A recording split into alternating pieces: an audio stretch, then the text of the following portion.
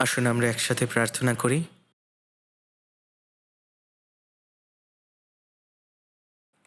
পবিত্র দয়াময় স্বর্গীয় পিতা, তুমি আমাদেরকে অনেক অনেক ভালোবাসো।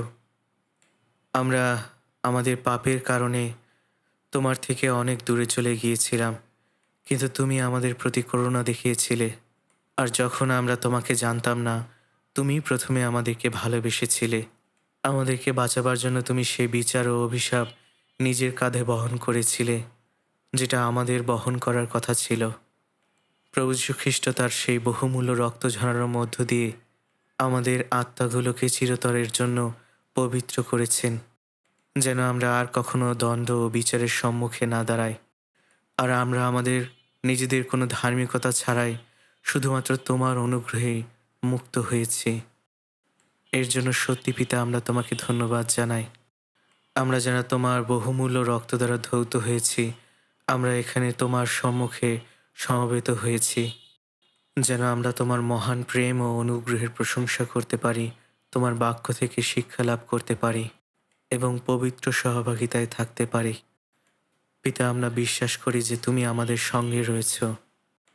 পিতা, আমাদের প্রত্যেকের হৃদয়গুলোর দিকে তাকাও এবং তোমার করুণাময় হাত দিয়ে আমাদেরকে ধরে রাখো, যেন আমরা তোমার আরও প্রচুর অনুগ্রহ, আরও বাক্য এবং তোমার পবিত্র আত্মার শক্তি লাভ করতে পারি, যেন আমরা আমাদের বাকি জীবনটা তোমার ইচ্ছানুসারে জীবনযাপন করতে পারি।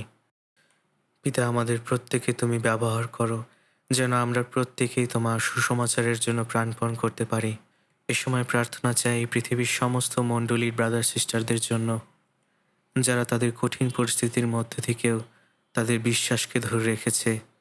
তুমি তাদের প্রয়োজন অনুযায়ী উপযুক্ত অনুগ্রহ দান করো, যেন তারা সুসমাচারের জন্য প্রাণপণ করতে পারে, যেন তাদের মধ্য দিয়ে আরও অনেক হারানো আত্মা পরিত্রাণ পায়।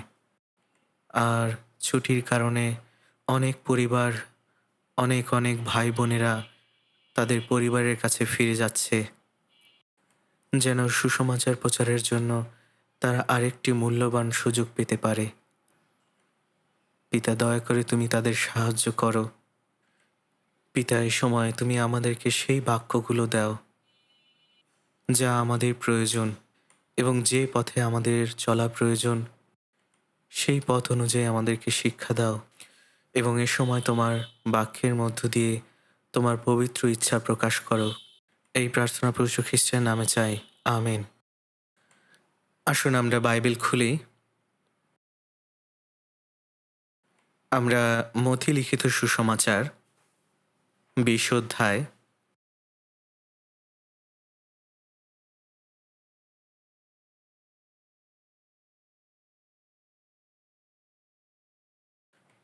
মথি লিখিত সুসমাচার 20 অধ্যায় 1 পদ থেকে 16 পদ পর্যন্ত পড়ব।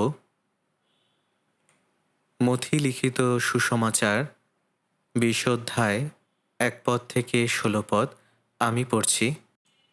কেননা স্বর্গরাজ্য এমন একজন গৃহকর্তার তুল্য, যিনি প্রভাতকালে আপন দ্রাক্ষাক্ষেত্রে মজুর লাগিবার জন্য বাহিরে গেলেন। তিনি মজুরদের সহিত দিনে 1 সিকি বেতন স্থির করিয়া তাহাদিওকে আপন ক্ষেত্রে প্রেরণ করিলেন। পরে তিনি 3 ঘটিকার সময় বাহিরে গিয়ে দেখিলেন অন্য কয়েকজন বাজারে নিষ্কর্মে দাঁড়াইয়া আছে, এবং তাহাদিওকে কহিলেন, তোমরাও দ্রাক্ষাক্ষেত্রে যাও, যাহা ন্যায্য তোমাদিওকে দেব। তাহাতে তাহারা গেল। আর তিনি 6 ও 9 ঘটিকার সময়ও বাহিরে গিয়া তদ্রূপ করিলেন। পরে 11 ঘটিকার সময় বাহিরে গিয়া আর কয়েকজনকে দাঁড়াইয়া থাকিতে দেখিলেন, আর তাহাদিওকে বলিলেন, কি জন্য সমস্ত দিন এখানে নিষ্কর্মে দাঁড়াইয়া আছ? তাহারা তাহাকে বলিল, কেহই আমাদিওকে কাজে লাগায় নাই। তিনি তাহাদিওকে কহিলেন, তোমরাও দ্রাক্ষাক্ষেত্রে যাও। পরে সন্ধ্যা হইলে সেই দ্রাক্ষাক্ষেত্রের কর্তা আপন দেওয়ানকে কহিলেন, মজুরদিগকে ডাকিয়া মজুরি দাও, শেষজন হইতে আরম্ভ করিয়া প্রথমজন পর্যন্ত দাও। তাহাতে যাহারা 11 ঘটিকার সময় লাগিয়েছিল, তাহারা আসিয়া এক একজন 1 সিকি পাইল। পরে যাহারা প্রথমে লাগিয়াছিল, তাহারা আসিয়া মনে করিল আমরা বেশি পাইব, কিন্তু তাহারাও এক এক শিকি পাইল। পাইয়া তাহারা সেই গৃহকর্তার বিরুদ্ধে বচসা করিয়া বলিতে লাগিল, শেষের ইহারা তো 1 ঘণ্টা মাত্র খাটিয়াছে, আমরা সমস্ত দিন খাটিয়াছি ও রৌদ্রে পড়িয়াছি, আপনি ইহাদিওকে আমাদের সমান করিলেন। তিনি উত্তর করিয়া তাহাদের একজনকে কহিলেন, হে বন্ধু, আমি তোমার প্রতি কোনো অন্যায় করি নাই, তুমি কি আমার নিকটে এক শিখিতে স্বীকার করো নাই? তোমার যাহা পাওনা তাহা লইয়া যাও, আমার ইচ্ছা তোমাকে যাহা, ওই শেষজনকেও তাহাই দিব। আমার নিজের যাহা তাহা আপনার ইচ্ছামতো ব্যবহার করিবার অধিকার কি আমার নাই? না আমি দয়ালু বলিয়া তোমার চক্ষু টাটাইতেছে? এইরূপে যাহারা শেষের তাহারা প্রথম হইবে, এবং যাহারা প্রথম তাহারা শেষে পড়িবে। আপনারা জানেন যে কোরিয়াতে 2টি নতুন বছর আছে, তাই সবাইকে শুভ নববর্ষ। আমি আসলে নিশ্চিত নই যে আমি বারবার একই কথা বলছি কিনা। এই বছরের শুরুর দিকেও হয়তোবা আমি একই কথা বলেছিলাম। তবে আশা করি নতুন বছরে আপনি সুস্থ থাকবেন এবং এই বছরে আপনার উপরে ঈশ্বরের অনুগ্রহ আশীর্বাদ আরও বেশি হবে। তাই চলুন আমরা আশীর্বাদ লাভ করি। আসলে এটা শুনতে অনেক ভালো লাগে, তাই না? আমরা সবাই আসলে আশীর্বাদ পেতে পছন্দ করি, কিন্তু আপনি বলছেন বলে আশীর্বাদ পাবেন এমনটি নয়।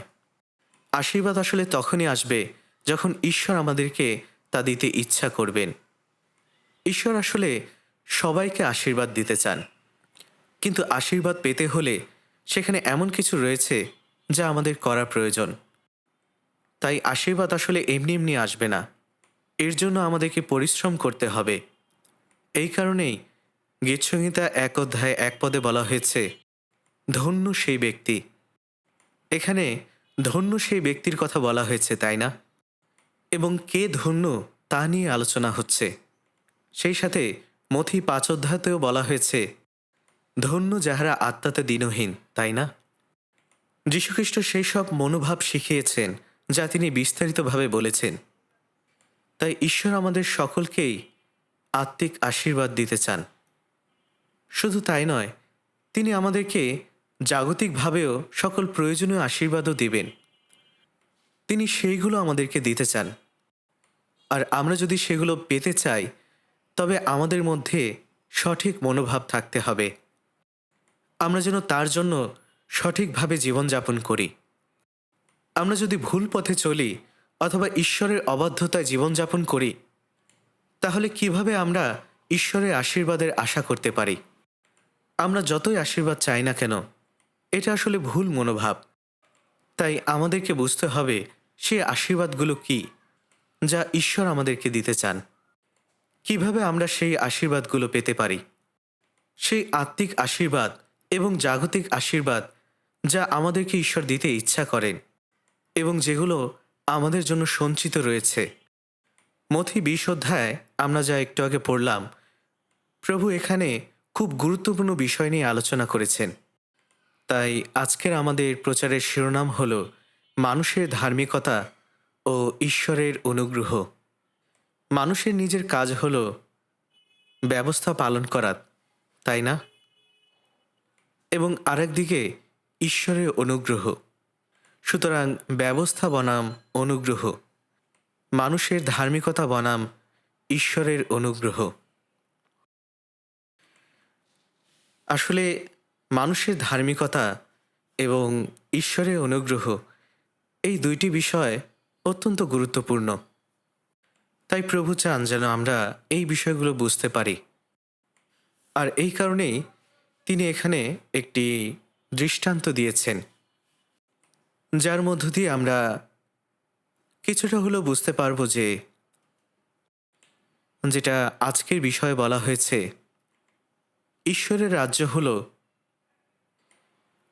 এমন একটি জায়গার মালিক যিনি খুব সকালে বের হয়েছিলেন তার দ্রাক্ষাক্ষেত্রের মজুরিদের নিয়ে আসতে। প্রাচীন ইসরায়েল দেশে অনেক অনেক দ্রাক্ষাক্ষেত্র এবং দ্রাক্ষাক্ষেত্রের মালিক ছিল। আর যখন শস্য কাটার সময় হয়েছিল, তখন এরকম একজন দ্রাক্ষাক্ষেত্রের মালিক তার দ্রাক্ষাক্ষেত্রের জন্য মজুরিদের ভাড়া করতে গিয়েছিলেন, যেন তারা তার দ্রাক্ষাক্ষেত্রে সাহায্য করতে পারেন। এখানে যীশুখ্রিস্ট আসলে অনেক গভীর একটি সত্য বলছিলেন। এখানে যীশুখ্রিস্ট এটাই বোঝাতে চেয়েছিলেন যে পরিত্রাণের কাজটি ঈশ্বর নিজেই করেছেন মানব জাতিকে রক্ষা করার জন্য। আর তাই তিনি এখানে এমন একটি দৃষ্টান্ত নিয়েছেন যেটা আসলে সেই সময়কার সময় খুবই বাস্তবসম্মত ছিল। হয়তোবা আপনি আগে ওই দৃষ্টান্তটি পড়েছিলেন, কিন্তু এর আগে হয়তোবা আপনি খুব সাধারণভাবে নিয়েছিলেন। কিন্তু আসলে যীশুখ্রিস্ট এখানে খুবই গুরুত্বপূর্ণ ও গভীর একটি সত্য বলার চেষ্টা করেছেন। আসলে যখন শস্য কাটার সময় আসে তখন সেই সময়টি খুবই ব্যস্ততার মধ্যে থাকে, আর এই কারণে সেখানে অনেক লোকের প্রয়োজন হয়। এই জন্য খুবই ভোরবেলা সেই দ্রাক্ষাক্ষেত্রের মালিক বাহিরে গিয়েছিলেন, যেন তিনি তার দ্রাক্ষাক্ষেত্রে মজুরি লাগাতে পারেন। আর এখানে আমরা দেখতে পাই খুবই গুরুত্বপূর্ণ একটি বিষয়, আর সেটি হলো সময়ের সেই প্রকৃত ধারণা। এখানে আমরা ভোরবেলার কথা দেখছি, অর্থাৎ যেখান থেকে দিনের শুরুটা হয়। আমাদের সময় অনুযায়ী আমরা হয়তোবা বলবো ভোর 6টা, এবং এর পরের সময়টি বলা হয়েছে 3 পদে তৃতীয় ঘণ্টা, এবং তা আসলে সকালের পরের তৃতীয় ঘণ্টার কথা বলা হয়েছে। তাই হয়তোবা সেটা সকাল 9টার কাছাকাছি আমরা যদি আমাদের সময় অনুযায়ী বলি, এবং পরবর্তীতে ষষ্ঠ ঘণ্টার বেলায় হবে বেলা 12টার সময়, এবং নবম ঘণ্টাটি হবে বিকেল 3টা, আর একাদশ ঘণ্টা হলো দিনের শেষ ভাগ সময়। সেই সময়কার সময়ে সন্ধ্যা 6টায় আপনাকে কাজ বন্ধ করতে হতো, কারণ সেই সময় সূর্যের আলো আর থাকে না। তাই আপনি ভোর 6টা থেকে সন্ধ্যা 6টা পর্যন্ত কাজ করতে পারেন। আসলে আমরা যেভাবে সময় গণনা করি তার থেকে তাদের সময় গণনা কিছুটা ভিন্ন রয়েছে। আর তাই এখানে আমরা দেখতে পাচ্ছি যখনই সকালের শুরু হয় তখনই মালিক শ্রমিকদেরকে কাজ করানোর জন্য তাদেরকে ভাড়া করা শুরু করেন, এবং তিনি তাদেরকে প্রতিশ্রুতি দিয়েছিলেন যে একদিনের জন্য তাদেরকে 1 সিকি বা 1 দিনার দিবেন। এটা হলো একজন শ্রমিকের দৈনিক মজুরি। তাই ভোরে কাজ করার ব্যক্তিদের সাথে তিনি প্রতিশ্রুতি করেছিলেন তাদেরকে তিনি 1 সিকি করে দেবেন। তিনি সারাদিন ধরে হাটে বাজারে গিয়ে শ্রমিকদের ভাড়া করেছিলেন। আর তাই যে শ্রমিকদের খুব ভোরে ভাড়া করা হয়েছিল, যারা সারাদিন ধরে কাজ করেছিল, তাদের বিশেষত্ব হলো এই যে ঈশ্বর তাদের প্রথমে বেছে নিয়েছিলেন। ঈশ্বরের কাজ প্রথমে তাদের হাতে সঁপে দিয়েছিলেন। আপনি যদি যোহন 15 অধ্যায় 1 পদে দেখেন, যীশুখ্রিস্ট এই কথা বলেছিলেন যে আমি প্রকৃত দ্রাক্ষালতা এবং আমার পিতা কৃষক। যিশায় 5 অধ্যায় বলা হয়েছে ঈশ্বর হলেন সেই কৃষিকর্মকারী, এবং তিনি যিশায়ের কথায় উল্লেখ করেছেন যে ইসরায়েল হলো সেই দ্রাক্ষালতা। তাই সেই সকল শ্রমিক যাদেরকে খুব ভোরে ডাকা হয়েছিল, দিনের একেবারে প্রথম প্রহরে যাদেরকে ডাকা হয়েছিল, আমরা যদি পবিত্র শাস্ত্রের দিকে তাকাই তবে দেখব যীশুখ্রিস্ট ইসরায়েল জাতির সম্বন্ধেই বলছেন। ইসরায়েল জাতি অন্য যে কোনো জাতির থেকে আলাদা ছিল, কারণ তারা ঈশ্বরের মনোনীত এবং ঈশ্বরের বিশেষ জ্ঞান লাভ করার সুযোগ পেয়েছিল। তাই তাদেরকে ঈশ্বরের কাজ ও তার ইচ্ছা পূরণ করার জন্য ব্যবহার করা হয়েছিল। আর ইসরায়েল জাতির কাছে প্রথম যে প্রতিজ্ঞা করা হয়েছিল তা ছিল ব্যবস্থা, 10 আজ্ঞা এবং সেই সাথে আরও অনেক ব্যবস্থা। যাই হোক, আপনারা জানেন ব্যবস্থা বা নিয়ম হলো এক প্রকার মজুরি, তাই না? আপনি যেমন পরিমাণ পরিশ্রম করবেন তেমনই আপনি প্রতিদান পাবেন। তাই তো ইসরায়েল জাতি তাদের পরিশ্রম অনুযায়ী তাদের সাধ্যমতো ব্যবস্থা পালন করার চেষ্টা করেছিল, আর তাই তারা সেই মজুরি পেয়েছিল যা তাদের পালনের ভিত্তিতে প্রাপ্য ছিল। এটাই আমরা জানি, তাই না? যারা ব্যবস্থা পালন করত তারা আশীর্বাদ পেত, এবং ইসরায়েলরা বলতো আমেন। তাই বলা হয়েছে, যেজন ব্যবস্থা পালন করে সে ধন্য। আর ইসরায়েলরা বলতো আমেন, আর যে ব্যবস্থা অমান্য করে সে শাপগ্রস্ত। আর ইসরায়েলরা বলতো আমেন। তাই নিয়ম বা ব্যবস্থা নির্ভর করে আপনি আসলে পালন করছেন কিনা তার উপরে, যার ফলে আসে আশীর্বাদ অথবা আশীর্বাদের অভাবে অভিশাপ। তাই ইসরায়েল জাতি যে সময়ে ব্যবস্থার নিয়মে বাস করত সেই সময়টিকে বলা হয় ব্যবস্থার যুগ বা নিয়মের যুগ। কিন্তু আসলে ব্যবস্থার মাধ্যমে একটি প্রাণ পরিত্রাণ পেতে পারে না। একটি আত্মা ঈশ্বরের সাথে সঠিক যোগাযোগ এবং সম্পর্ক রাখতে পারে না।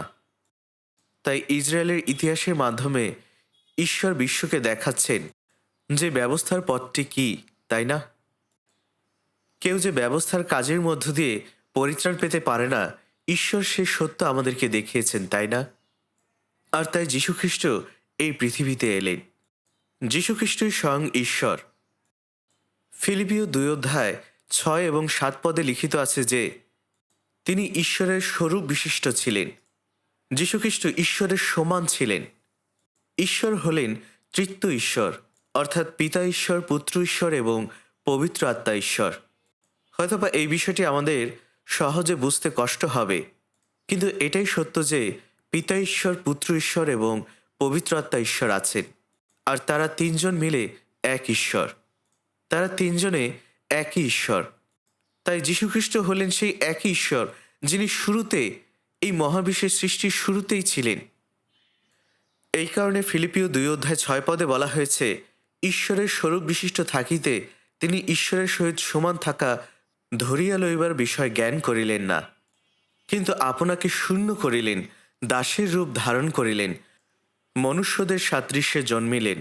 ঈশ্বর মানুষ হলেন, তাই না? তাই ঈশ্বর অর্থাৎ যীশুখ্রিস্ট তিনি মানুষ নন, কিন্তু তিনি মানুষ হলেন। যদি একজন মানুষ পিঁপড়া হতে পারত তাহলে এটা খুবই হাস্যকর হতো, তাই না? এটা আসলে খুবই অযৌক্তিক এবং অসম্ভব একটি বিষয়। কিন্তু ঈশ্বর মানুষ হলেন, তিনি তা করতে পারেন। কিন্তু কেন তিনি তা করেছিলেন? যাতে মানব জাতির সব থেকে বড় সমস্যার সমাধান করতে পারেন, আর সেটা অবশ্যই পাপ। ঈশ্বরের ব্যবস্থার অবাধ্যতার মাধ্যমে এই পৃথিবীতে পাপ প্রবেশ করেছিল, আর পাপের সমস্যার সমাধানের জন্য ঈশ্বর নিজেই মানুষের দেহ ধারণ করলেন। তিনি পুরোপুরি মানুষ হিসেবে কিন্তু পাপহীন হয়ে আসলেন। আর তাই যিশায়ার 7:14 পদে বলা হয়েছে, দেখো এক কন্যা গর্ভবতী হয়ে পুত্র প্রসব করবে। আসলে তিনি কেন এভাবে জন্মগ্রহণ করেছিলেন?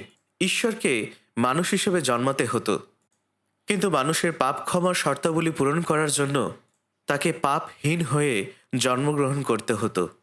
তিনি কখনই পাপী মানুষ হয়ে জন্মাতে পারতেন না, কারণ একজন পাপী অন্য পাপীর জন্য মরতে পারে না। ঈশ্বর মানুষ হয়ে পাপহীন হয়ে এই পৃথিবীতে এসেছিলেন, আর তিনি 9 মাসের জন্য এক কুমারীর গর্ভ ধার করেছিলেন। আর এভাবেই যিশু মানুষ হিসেবে এই পৃথিবীতে আসলেন। তিনি সম্পূর্ণভাবে মানুষ, কিন্তু তিনি পাপহীন ছিলেন। আর অপরদিকে আমরাও সম্পূর্ণভাবে মানুষ, কিন্তু আমরা পাপী হয়ে জন্মগ্রহণ করেছি। আর যীশুখ্রিস্ট সম্পূর্ণ মানুষ হয়েও নিষ্পাপ ছিলেন এবং সারা জীবন ধরে তিনি কখনো পাপ করেননি। তিনি নিখুঁতভাবে ব্যবস্থা পালন করেছিলেন, আর এটি তিনি করেছিলেন সমগ্র মানব জাতির প্রতিনিধি হিসেবে। আর সেই নিষ্পাপ ব্যক্তি আমাদের সমস্ত পাপ তার কাঁধের উপরে তুলে নিলেন। তিনি আমাদের সকল পাপ বহন করেছিলেন, যে বিচার ও ক্রোধ আমাদের প্রাপ্য ছিল। আর তাই যিশায়া 53:6 পদে বলা হয়েছে, আমরা সকলে মেষগণের ন্যায় ভ্রান্ত হইয়াছি, প্রত্যেকে আপন আপন পথের দিকে ফিরে আছি, আর সদাপ্রভু আমাদের সকলের অপরাধ তাহার উপরে বর্তাইয়াছেন। যীশুখ্রিস্ট এই পৃথিবীতে ঈশ্বরের পুত্র হিসেবে এসেছিলেন, তিনি পিতা ঈশ্বর কর্তৃক প্রেরিত হয়ে সম্পূর্ণভাবে মানুষ হয়ে পৃথিবীতে এসেছিলেন, যাতে সমস্ত মানুষ যারা পাপের মধ্যে বসবাস করছে, এটা এমন নয় যে আমরা আমাদের পাপ তার উপর চাপিয়ে দিয়েছি, কিন্তু ঈশ্বর নিজেই যিশুর উপরে আমাদের পাপ রেখেছেন। এটা এমন নয় যে আমরা ঈশ্বরের কাছে প্রার্থনা করেছি যে দয়া করে আমাদের সমস্ত পাপ যিশুর উপরে দিয়ে দিন। না, এমনটি আসলে করা হয়নি। আসলে ইতিমধ্যে ঈশ্বর আমাদের জন্য তা করেছে। আর তাই একজন ব্যক্তি সকলের জন্য মরলেন।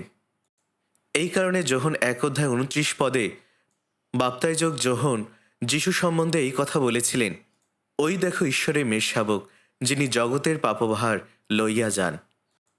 এই জগতের সমস্ত মানুষের সমস্ত পাপ যীশুখ্রিস্টের উপরে দিয়ে দেওয়া হয়েছিল।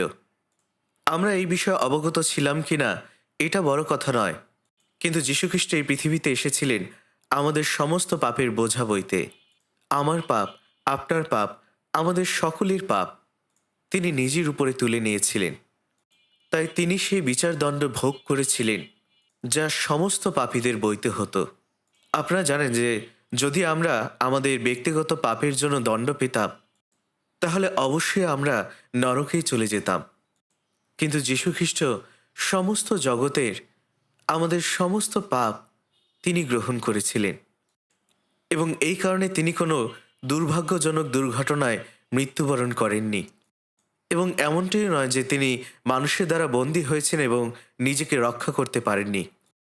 যীশুখ্রিস্ট স্বয়ং ঈশ্বর, তিনি নিজে এই কথা বলেছেন, কেহ আমার প্রাণ হরণ করে না, বরং তাহা সমর্পণ করিবার ক্ষমতা আমার আছে, এবং পুনরায় তাহা গ্রহণ করিবার ক্ষমতাও আমার আছে। আর তাই ঈশ্বর আমাদেরকে বাঁচাবার জন্য এটাই করেছিলেন। ঈশ্বর, যিনি একজন যিহুদি ছিলেন, যিনি নিষ্পাপ ছিলেন, তিনি আমাদের পাপ তার দেহে বহন করেছিলেন। তিনি আমাদের পাপের জন্য হত হয়েছিলেন। তিনি তার নিজের উপরে সেই অপমান এবং সেই লজ্জা বহন করেছিলেন। তার উপরে চাবুকের আঘাত করা হয়েছিল। তিনি ক্রুশ বহন করেছিলেন।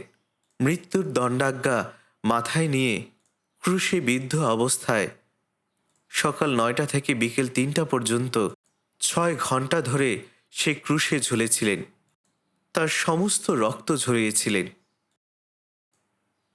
তিনি এতটাই যন্ত্রণা ভোগ করেছিলেন যে সেই যন্ত্রণা এবং অপমান, যা হয়তোবা সেখানে আর কোনো যন্ত্রণা এবং অপমান যোগ করার বাকি ছিল না, এবং যিশু প্রাণ ত্যাগ করলেন।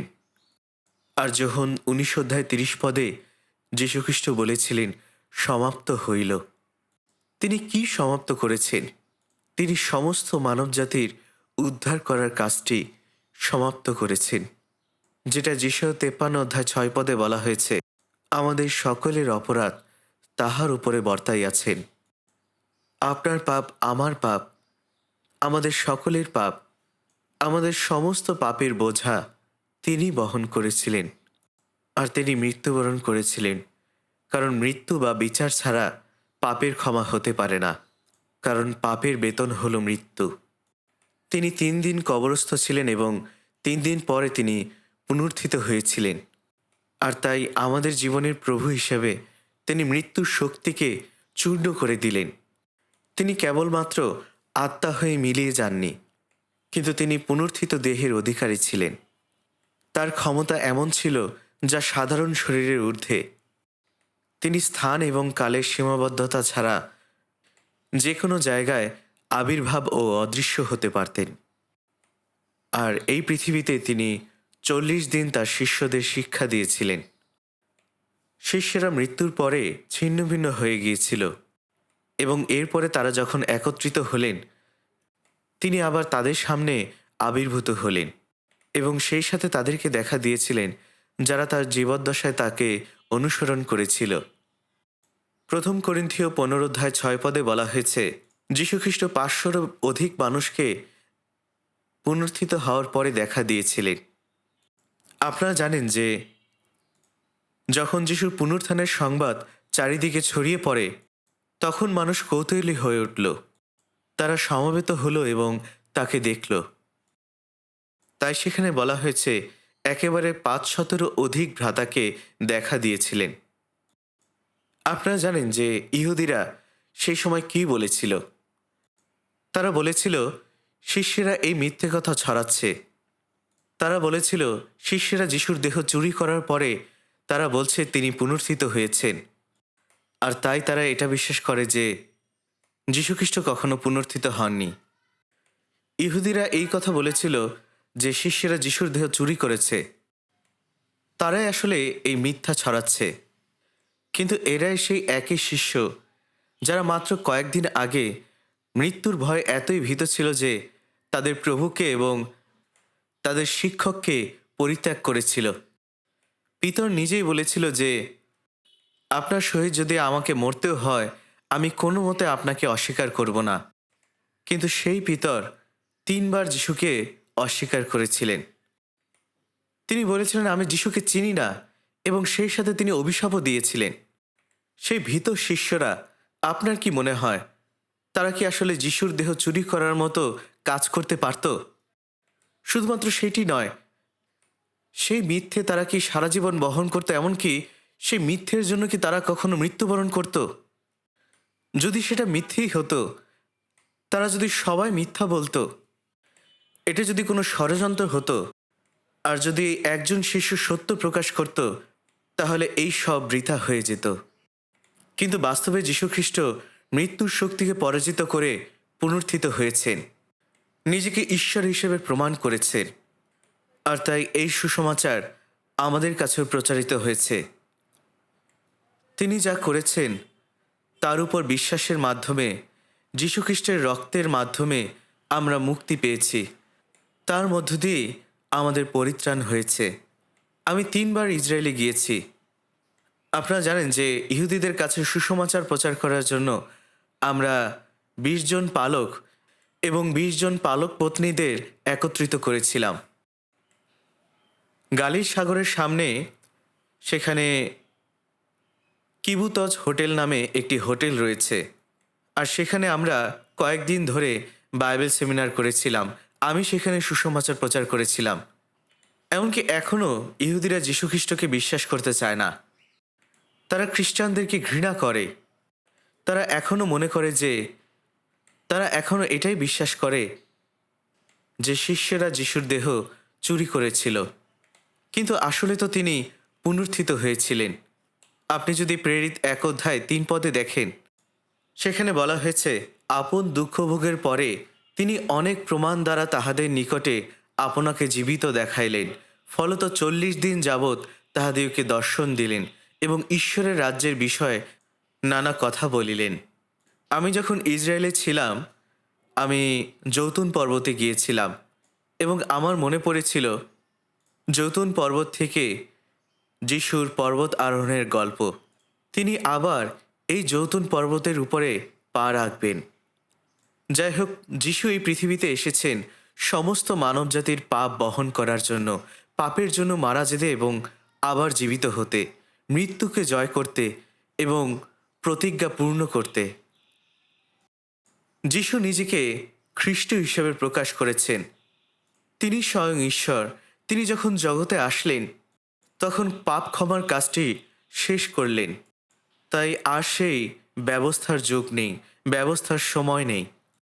যদিও আসলে যীশুখ্রিস্টের মৃত্যুবরণের আগ পর্যন্ত ব্যবস্থার যুগে, যদিও সেটা ব্যবস্থার সময় ছিল, সেখানে 10 আজ্ঞা ছিল, কিন্তু তবুও সেখানে অনুগ্রহ মিশেছিল। ইসরায়েলরা তাদের পাপ ক্ষমার জন্য তারা পশু উৎসর্গ করত, আর এটাই ছিল পাপ ক্ষমা লাভের ব্যবস্থা। কারণ মূলত সেই বলিদান ছিল যীশুখ্রিস্টের ছায়া, যিনি আসতে চেয়েছিলেন, যিনি ছিলেন চূড়ান্ত বলিদান। যীশুখ্রিস্টের নিজের বহুমূল্য রক্তের মধ্য দিয়ে সমস্ত মানবজাতির পাপ ক্ষমা করেছেন। তার মৃত্যু ও পুনরুত্থানের মাধ্যমে পাপ থেকে মুক্তি লাভ করেছি। 2000 বছর ধরে ইসরায়েলীয়রা ব্যবস্থার অধীনে ছিল।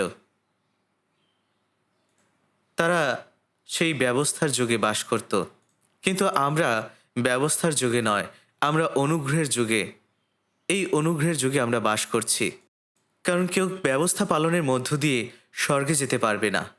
কিন্তু ঈশ্বরের বিনামূল্যে দেওয়া এই অনুগ্রহ আছে, যা আমরা নিজেদের ধার্মিকতা ছাড়াই শুধুমাত্র তার উপরে বিশ্বাসের মধ্য দিয়ে আমরা পরিত্রাণ লাভ করতে পারি।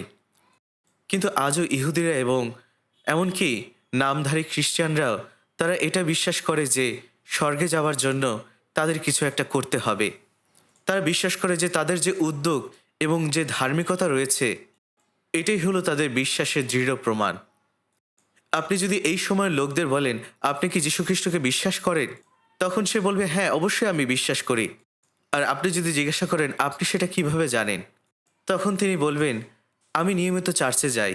আর আপনি যদি এরপরে প্রশ্ন করেন যে, আমি আপনাকে প্রশ্ন করেছি, আপনি যিশুকে বিশ্বাস করেন কিনা, চার্চে যাওয়া নিয়ে নয়।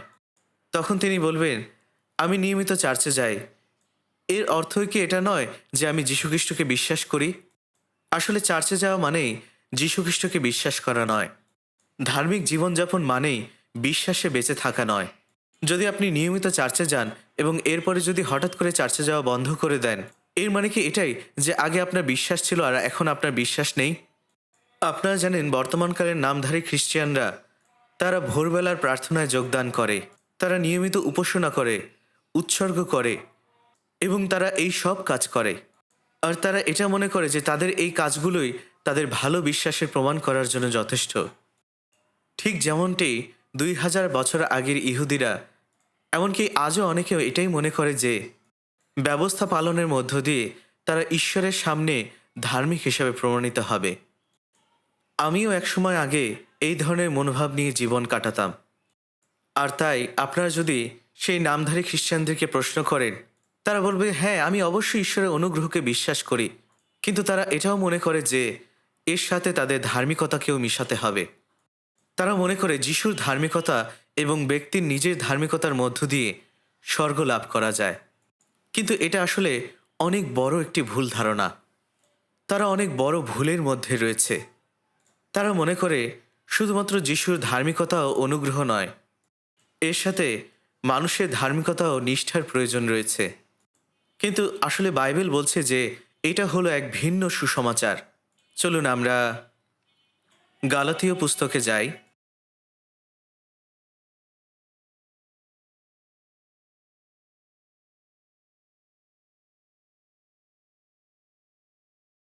গালাতীয় 1 অধ্যায় 6 পদ আমি আপনাদের জন্য পড়ছি।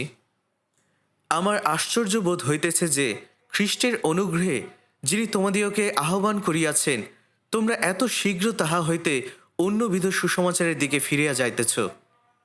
তাহা আর কোনো সুসমাচার নয়, কেবল এমন কতকগুলি লোক আছে যারা তোমাদেরকে অস্থির করে এবং খ্রিস্টের সুসমাচার বিকৃত করিতে চায়। কিন্তু আমরা তোমাদের নিকটে যে সুসমাচার প্রচার করিয়াছি, তাহা ছাড়া অন্য সুসমাচার যদি কেহ প্রচার করে, আমরাই করি কিংবা স্বর্গ হইতে আগত কোনো দূতই করুক, তবে সে শাপগ্রস্ত হোক। আপনারা জানেন যে গালাতীয় মণ্ডলীতে খ্রিস্টিয়ানরা ছিলেন, কিন্তু সেখানে একটি অদ্ভুত শিক্ষা প্রবেশ করেছিল। আর সেই শিক্ষাটি হলো, কেবল যীশুখ্রিস্টকে বিশ্বাস করলেই স্বর্গে যেতে পারবে না, বরং এর সাথে আপনাকে ব্যবস্থা পালন করতে হবে। তাই প্রেরিত পৌল এই কথাটি বলেছিলেন, তোমরা খ্রিস্টের অনুগ্রহ হতে এত দ্রুত দূরে সরে যাচ্ছ এবং তোমরা ভুল সুসমাচারের দিকে চলে যাচ্ছ। অর্থাৎ ব্যবস্থাবাদীরা বলছে যে এটি কেবল বিশ্বাস নয়, এর সাথে আপনাকে কাজও করতে হবে, আপনার কর্মই আপনাকে স্বর্গে নিয়ে যাবে। কিন্তু প্রকৃতপক্ষে সত্যিকারের অন্য আর কোনো সুসমাচার নেই। তারাই আসলে সত্য সুসমাচারকে বিকৃত করতে চেষ্টা করছে। তাই তিনি বলছেন যে তারা তোমাদেরকে ভ্রান্ত করতে চায়। তিনি বলছেন, যদি খ্রিস্টের সুসমাচার আমরা অথবা স্বর্গদূত এসে অন্য সুসমাচারও প্রচার করি, তাহলে সে যেন শাপগ্রস্ত হয়। সুসমাচার বিকৃত করা পাপ। এটা আসলে অত্যন্ত গুরুতর একটি পাপ। আর এই কারণেই প্রেরিত পৌল এই পদে বলেছেন যে সে শাপগ্রস্ত হোক যে অন্য সুসমাচার প্রচার করছে, যে সুসমাচারকে বিকৃত করার চেষ্টা করছে। আসুন আমরা 2 করিন্থীয়তে যাই। 2 করিন্থীয় 11 অধ্যায় 4 পদ। কোনো আগন্তুক যদি এমন আরেক যিশুকে প্রচার করে যাহাকে আমরা প্রচার করি নাই, কিংবা তোমরা যদি এমন অন্যবিধ আত্মা পাও যাহা প্রাপ্ত হও নাই, বা এমন অন্যবিধ সুসমাচার পাও যাহা গ্রহণ করা নাই, তবে বিলক্ষণ সহিষ্ণুতা করিতেছ। এখানে বলা হয়েছে যে যদি এমন কেউ আসে যে অন্য আরেক যিশুর কথা প্রচার করে, যাকে আমরা কখনো প্রচার করি নাই, এবং যদি এমন কেউ আসে সত্য যিশু থেকে ভিন্ন কাউকে, হতে পারে তার একই নাম কিন্তু তিনি অন্য এক যিশু, একে আপনি কি বলবেন? এটা নকল, তাই না? অর্থাৎ নকল যিশু। কারণ শয়তান খুব বুদ্ধিমান। সে বলবে তোমরা এই যিশুকে বিশ্বাস করতে পারো, কিন্তু এটা আসলে নকল যিশু, এটা আসল যিশু নন। এবং এখানে আরেকটি বিষয় বলা হয়েছে ভিন্ন সুসমাচার, যেটা হলো বিকৃত সুসমাচার, যেই সুসমাচারে বিশ্বাসের সাথে কর্ম যোগ করা হয়েছে, অথবা বিশ্বাসের সাথে বিশেষ জ্ঞান যোগ করা হয়েছে, এবং যেখানে ভিন্ন এক আত্মা আছে, পবিত্র আত্মা নয়। আপনি যদি সেই সুসমাচার পেয়ে থাকেন, আপনি পবিত্র আত্মা পাবেন না। আবার কেউ কেউ আছে এটাকে গ্রহণও করে, যেমনটা প্রেরিত পৌল করিন্থীয় মণ্ডলীকে বলেছিলেন, দেখুন এমন কিছু লোক আছে যারা সত্যের থেকে মিথ্যাকে বেশি ভালোবাসে। শয়তান যেহেতু এটি জানে, তাই সে ভিন্ন এক সুসমাচার প্রচার করার চেষ্টা করে, ভিন্ন এক যিশু, ভিন্ন এক পবিত্র আত্মা। আর অনেকে হয়তোবা সেটা গ্রহণও করে। তাদের কাছে সত্যের থেকে মিথ্যাটা বেশি গ্রহণযোগ্য। এটা আসলে কতটা অদ্ভুত, তাই না? 2 করিন্থীয় 11:13 বলা হয়েছে, কেননা এইরূপ লোকেরা ভক্ত প্রেরিত প্রতারক কর্মকারী, যাহারা খ্রিস্টের প্রেরিতদের বেশ ধারণ করে।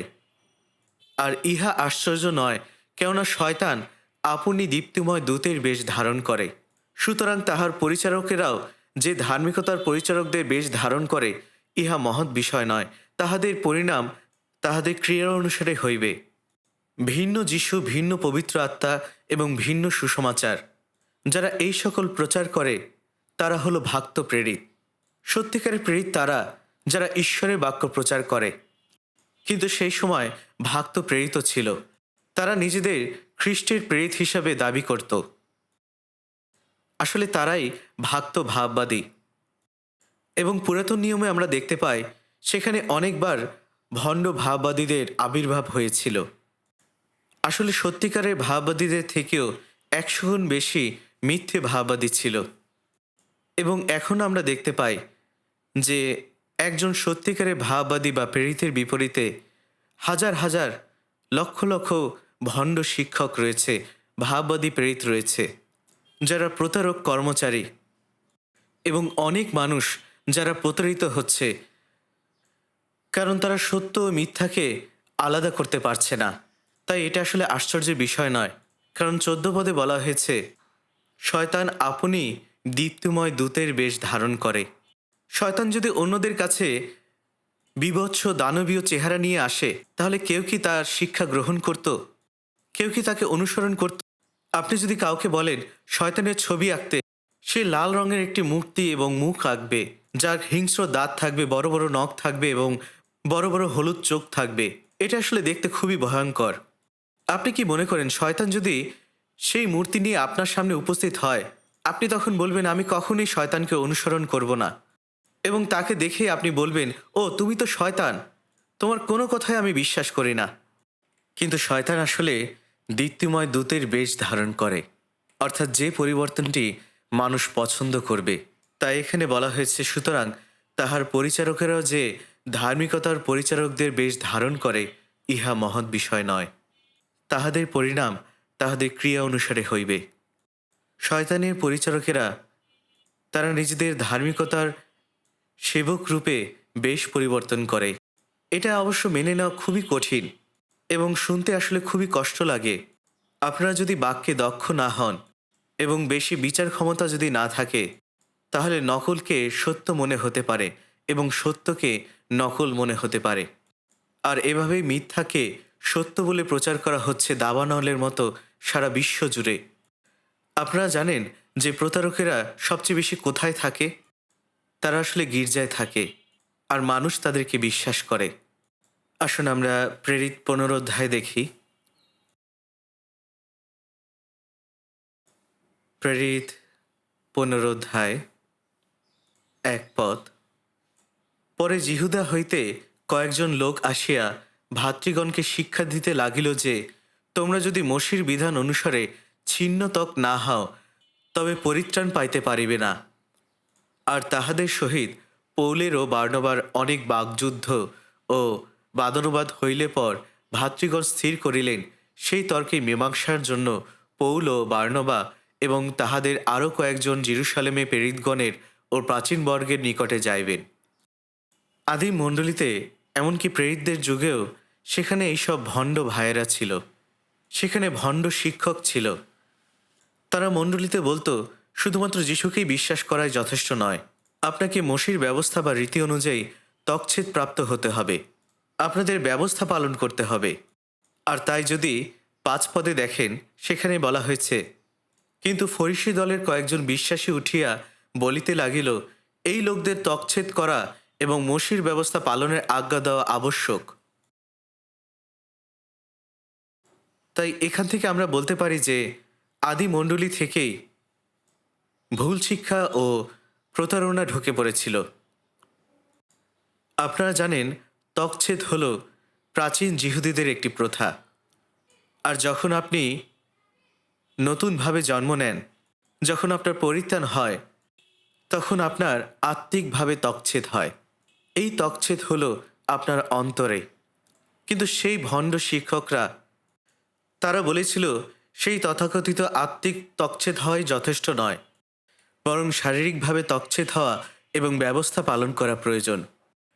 আর এটি তখনকার সময়ে অনেক বিরাট একটি সমস্যা হয়ে দাঁড়িয়েছিল। তাই মণ্ডলীর প্রাচীনেরা তারা জেরুসালেমে জড়ো হলেন এবং অনেক আলোচনার পরে সেই মহাসভায় এই সিদ্ধান্ত এসে পৌঁছালো যে সেই ব্যবস্থাবাদীরা ভুল ছিল, ব্যবস্থা পালনের মধ্য দিয়ে নয়। বিশ্বাসী পরজাতীয়দের উপরে অন্য কোনো অতিরিক্ত বোঝা চাপানো উচিত নয়। শুধুমাত্র কিছু কিছু বিষয়, যেমন রক্ত খাওয়া, প্রতিমার উদ্দেশ্যে উৎসর্গ করা খাবার খাওয়া এবং ব্যভিচার করা, এই সকল বিষয় থেকে পরজাতীয়দের দূরে থাকা উচিত। কিন্তু সেই সমস্ত বিষয় ছাড়া অন্য বিষয়গুলো পরজাতীয়দের উপর মোশির ব্যবস্থার কোনো অতিরিক্ত বোঝা চাপিয়ে দেওয়া উচিত নয়। আর তাই সেই সময় এটি স্থির করা হয়েছিল। আর সেই মিথ্যা শিক্ষা তখনই বন্ধ হওয়া উচিত ছিল, তাই না? এবং আমরা জানি যে সেই মিথ্যা শিক্ষাকে সমস্ত শিষ্যেরা একত্রিত হয়ে নির্মূল করেছিলেন। কিন্তু ইতিহাস জুড়ে শয়তান বারবার সুসমাচারের মধ্যে এই বিকৃতিগুলো ঢুকিয়ে দিয়েছে। যাই হোক, আমরা মালিকের দ্বারা মজুরদের রাখা ক্ষেত্রে ফিরে আসি। আমি ব্যবস্থার কথা এই জন্য বলেছিলাম কারণ এটাই হলো এখানকার মূল বিষয়। এই মজুরেরা যারা খুব ভোরে দ্রাক্ষাক্ষেত্রে গিয়েছিল, তারা আসলে অনেক সকালবেলা থেকেই কাজ করা শুরু করেছিল। এরপরে কিছু মজুর এসেছিল মাঝামাঝি সময়, আবার কিছু মজুর এসেছিল একদম শেষের দিকে, ঠিক সূর্যাস্তের 1 ঘন্টা আগে, তাই না? একাদশ দণ্ডের সময়, অর্থাৎ বিকাল 5টার সময়। আর তাদের ছুটি হয়েছিল বিকেল 6টার সময়, অর্থাৎ তারা কাজ শুরু করেছিল শেষ হওয়ার ঠিক 1 ঘন্টা আগে। তাই যারা শুরু থেকে কাজ করেছিল তারা চিন্তা করেছিল, আমার তো আরও বেশি পাওয়া উচিত। আর যখন দিনের শেষ হলো, কাজের সময় যখন শেষ হলো, তখন মালিকের পক্ষ থেকে মজুরদের মজুরি দেওয়ার সময় হলো। তাই তিনি তার হিসাবরক্ষককে আদেশ দিলেন, আসুন আমরা শেষ থেকে শুরু করে প্রথম পর্যন্ত দেখি। যারা একদম শেষে এসেছিল তারা মাত্র 1 ঘন্টা কাজ করেছিল, আর তাদেরকে 1 সিকি দেওয়া হয়েছিল। আর যারা এর থেকে আরেকটু আগে এসেছিল তারাও প্রত্যেককে 1 সিকি পেল। তাই এখন যারা সবার আগে এসেছিল তারা চিন্তা করছিল যে আমরা অবশ্যই এর থেকে আরও বেশি পাব, কারণ এই শ্রমিকেরা তারা খুব ভোরে এসে কাজ শুরু করেছিল। তারা দেখতে পাচ্ছিল যে যারা একদম শেষে এসেছিল তাদেরকেও 1 সিকি করে দেওয়া হচ্ছিল। তাই তারা মনে করেছিল, ও, তারা যদি 1 সিকি পায় যারা 1 ঘন্টা কাজ করেছে, তাহলে তো আমার আরও বেশি পাওয়া উচিত। কিন্তু যখন তাদের টাকা নেওয়ার সময় হলো, তাদেরকেও আসলে 1 সিকি দেওয়া হলো। আসলে মূলত এটাই নিয়ম ছিল যে যারা আগে কাজ শুরু করবে তাদের সাথে এই মজুরি ঠিক করা হয়েছিল। আসলে সচরাচর এরকমই নিয়ম হয় যে যারা আগে শুরু করে তাদেরকে আগে দেওয়া হয় এবং যারা শেষে আসে তাদেরকে পরে দেওয়া হয়। কিন্তু এখানে আমরা দেখতে পাই সম্পূর্ণ ভিন্ন। যারা শেষে মজুর দিতে এসেছিল তারাই প্রথম মজুরি পেতে শুরু করলো, আর তাদেরকে পুরো একশিকি করে দেওয়া হচ্ছিল। ঠিক সেই ব্যক্তির মতো যারা 5 ঘন্টা কাজ করেছে, 9 ঘন্টা কাজ করেছে, 12 ঘন্টা কাজ করেছে। তাই যারা এসেছিল খুব ভোরে তারা সেই মালিকের কাছে এই অভিযোগ করেছিল, আপনি আমাদের সাথে এ কেমন অবিচার করলেন? আমরা সারা দিন রৌদ্রের মধ্যে ভার ও উত্তাপ সহ্য করেছি এবং সারা দিন আমরা অনেক অনেক পরিশ্রম করেছি। আর এই লোকগুলি যারা একদম শেষে এসে কেবল 1 ঘন্টা কাজ করলো, আপনি কেন তাদেরকে এক শিখে করে দিচ্ছেন আর আমাদেরকেও এক শিখে করে দিচ্ছেন? আপনার কি মনে হয় না আমাদেরকে আরও বেশি দেওয়া উচিত? আর মালিক তখন কি বললেন, হে বন্ধু, আমি তোমার প্রতি কোনো অবিচার করছি না। সকালে যখন তোমার আমার মধ্যে চুক্তি হয়েছিল তখন কি আমরা এক শিখিতেই সম্মত হইনি? আমি তো তোমাকে তোমার প্রাপ্যটুকুই দিয়েছি। আর যারা শেষে এসেছিল তাদেরকেও আমি এক শিখি করে দিতে চেয়েছিলাম।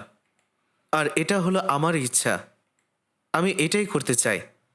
আমার নিজের জিনিস যাকে ইচ্ছে আমি তাকেই দিতে চাই, নাকি আমি দয়ালু বলে তোমার চোখ টাটাচ্ছে? অর্থাৎ মালিক এখানে তাদেরকে বুঝিয়ে বলছেন যে দেখো, আমি তোমাদের সাথে তো এটাই প্রতিজ্ঞা করেছিলাম যে তোমরা 1 দিনারি বা 1 সিকি পাবে। যিশু কেন এই উপমাটি দিয়েছিলেন? যারা খুব ভোর থেকে কাজ শুরু করেছিল তারা তাদের পরিশ্রম অনুযায়ী পেয়েছিল, তারা তাদের মজুরি পেয়েছিল। যারা শেষে এসেছিল, বিশেষ করে যারা একেবারেই শেষে এসেছিল, মাত্র 1 ঘন্টা কাজ করেছে, সেটা হলো বিকেল 5টা থেকে ঠিক সন্ধে 6টা। তারা যদি অনেক বেশি কঠোর পরিশ্রমও করত তবুও তাদের মাত্র 1 ঘন্টা কাজ করারই সুযোগ থাকত এবং মালিকের পক্ষ থেকে তাদের সাথে তেমন প্রতিশ্রুতি ছিল না। তিনি তাদের সাথে কোনো প্রতিশ্রুতি করেননি যে তিনি কত টাকা দিবেন। তিনি তাদেরকে বলেছিলেন, তোমরা জমিতে যাও, কাজ করো এবং তোমাদের যেটা ন্যায্য আমি সেটাই দেব। যারা খুব ভোরে এসেছিল তারা তাদের মজুরি পেয়েছিল। মজুরি হলো যেটা তারা কাজের বিনিময়ে পায়। কিন্তু যারা একদম শেষ সময় বিকেল 5টার সময় ঠিক সন্ধ্যা হওয়ার 1 ঘন্টা আগে কাজ শুরু করেছিল, তারা আসলে খুব একটা বেশি কাজ করেনি, কিন্তু তারাও 1 সিকি মজুরি পেয়েছিল। ওটা আসলে মজুরি নয়। প্রকৃতপক্ষে তাদের 1 সিকি পাওয়ার কারণ এটা নয় যে তারা অনেক অনেক কাজ করেছিল বা সেই পরিমাণ মজুরি পাওয়ার যোগ্য কাজ তারা করেছিল, কিন্তু এরপরও সেই মালিক সেই শেষ সময়ের মজুরদের 1 সিকি করে দিয়েছিলেন। আমরা যদি সেই অল্প সময়ের মজুরদের কথা চিন্তা করি, যারা অনেক অল্প সময়ের জন্য কাজ করেছিল, তারা কিন্তু আসলে শুরুতে কোনো কাজ পাচ্ছিল না। হয়তো সেদিন তারা কোনো কাজই পায়নি, তার জন্য হয়তোবা তার স্ত্রী সন্তানেরা বাড়িতে অপেক্ষা করছিল। হয়তো তিনি কাজ না পেলে তাদেরকে না খেয়ে থাকতে হতো। আসুন আমরা মথিলিখিত সুসমাচারে যাই। মথি 20 অধ্যায় 6 পদ। পরে 11 ঘটিকার সময় বাহিরে গিয়া আরও কয়েকজনকে দাঁড়াইয়া থাকিতে দেখিলেন, আর তাহাদিওকে বলিলেন, কি জন্য সমস্ত দিন এখানে নিষ্কর্মে দাঁড়াইয়া আছো? তাহারা তাহাকে বলিল, কেহই আমাদিওকে কাজে লাগায় নাই। তিনি তাহাদিওকে কহিলেন, তোমরাও দ্রাক্ষাক্ষেত্রে যাও এবং তোমাদের যেটা প্রাপ্য সেটা তোমরা পাবে। এখানে আমরা দেখতে পাই সেই মালিক বাজারে গিয়েছিলেন, আর যাদের কাজের দরকার তারা বাজারে অপেক্ষা করে। কিন্তু এই লোকেরা এখানে 11 ঘন্টা ধরে ছিল, আর তারা যে কেন কোনো কাজ পায়নি তার কারণ সম্ভবত এই, হয়তোবা অন্যান্য দ্রাক্ষাক্ষেত্রের মালিকেরা হয়তো ভেবেছিল যে তারা কাজ করতে পারবে না, তারা হয়তোবা দ্রাক্ষাক্ষেত্রের জন্য অকেজো হবে, হয়তোবা তাদের দেখতে দুর্বল ও জীর্ণশীর্ণ লাগছিল। কারণ যাই হোক, তারা সেই মালিককে বলেছিল যে আমাদেরকে কেউই মজুরি করেনি, আর তাই সেই দ্রাক্ষাক্ষেত্রের মালিক তাদেরকে বলেছিলেন, তোমরাও দ্রাক্ষাক্ষেত্রে যাও। তাদের সাথে কোনো মজুরির প্রতিশ্রুতি ছিল না। 8 পদে বলা হয়েছে, পরে সন্ধ্যা হইলে সেই দ্রাক্ষাক্ষেত্রের কর্তা আপন দেওয়ানকে কহিলেন, মজুরদিগকে ডাকিয়া মজুরি দাও, শেষজন হইতে আরম্ভ করিয়া প্রথম জন পর্যন্ত দাও। তাহাতে যাহারা 11 ঘটিকার সময় লাগিয়াছিল, তাহারা আসিয়া এক একজন এক এক সিকি পাইল। পরে যাহারা প্রথমে লাগিয়াছিল, তাহারা আসিয়া মনে করিল আমরা বেশি পাইব, কিন্তু তাহারাও এক এক সিকি পাইল। আর তখন সেই লোকেরা কর্তার কাছে অভিযোগ করেছিল যে যারা 1 ঘন্টা কাজ করেছিল তাদেরকে আপনি এক সিকি দিলেন, আর আমরা সেই ভোর থেকে এত কষ্ট করছি, আমাদেরকেও আপনি এক সিকি করে দিলেন। আসলে এটা সত্যি অভিযোগ করার মতো বিষয়। আমরা বলতে পারি এটা একটি সঙ্গত অভিযোগ। কারণ প্রথমে যারা এসেছিল তারা শুরু থেকে অনেক পরিশ্রম করেছিল, তারা রোদে তাপে ঘাম ঝরিয়েছিল। অথচ যারা শেষে এসেছিল তাদের কাজ করার তেমন সময় ছিল না, তারা মাত্র 1 ঘন্টা কাজ করেছিল। আর তখন কর্তা তাদেরকে বললেন, হে বন্ধু, তোমার সাথে তো আমি 1 দিনারেরই চুক্তি করেছিলাম, আর যারা শেষে এসেছিল তাদের জন্য এটা আসলে মজুরি নয়। আসলে মালিক সেই 11তম ঘন্টার লোকদেরকে দাক্ষাক্ষেত্রে কাজ করার জন্য পাঠাননি। তিনি যে তাদেরকে দিয়ে অনেক কাজ করাবেন এরকম আশাও তিনি করেননি। তাদের প্রতি তার করুণা হয়েছিল, তার প্রতি এবং তার পরিবারের প্রতি করুণা হয়েছিল। কারণ এরা হলো দিনমজুর, যাদের প্রতিদিন কাজ করতে হয়। যেদিন তারা কোনো কাজ করতে পারে না সেদিন তাদেরকে না খেয়ে থাকতে হয়। তাই সেই কর্তা এই কারণে সেই লোকদেরকে ডাকেননি যে তাদেরকে দিয়ে তিনি অনেক কাজ করাবেন। আসলে তিনি তাদের প্রতি অনুগ্রহ দান করতে চেয়েছিলেন। তিনি তাদেরকে ডেকেছিলেন কারণ তাদের প্রতি তার করুণা হয়েছিল। এবং এই শাস্ত্রাংশটি আমাদেরকে শেখাচ্ছে অনুগ্রহ কি আর ব্যবস্থাই বা কী। সেই কারণে যিশু আমাদের এই উপমাটি দিয়েছিলেন যাতে আমরা দুটোর মধ্যে পার্থক্য বুঝতে পারি। ব্যবস্থা অনুযায়ী ধার্মিকতা হলো মজুরি, তাই না? আপনি কিছু করেন এবং শেষ পর্যন্ত আপনি কিছু করে যান, কারণ আপনি এর প্রতিদান পেতে চান। আর অনুগ্রহ হলো সম্পূর্ণ এর বিপরীত। এটা আসলে এমন কোনো কাজ না যেটা আপনি করতে পারেন, কিন্তু ঈশ্বর আপনাকে এমনিতেই কিছু দিতে চান। তিনি আপনাকে তার অনুগ্রহ দিতে চান। আসুন আমরা 20 অধ্যায়ের এই অংশটি একটু দেখতে চাই।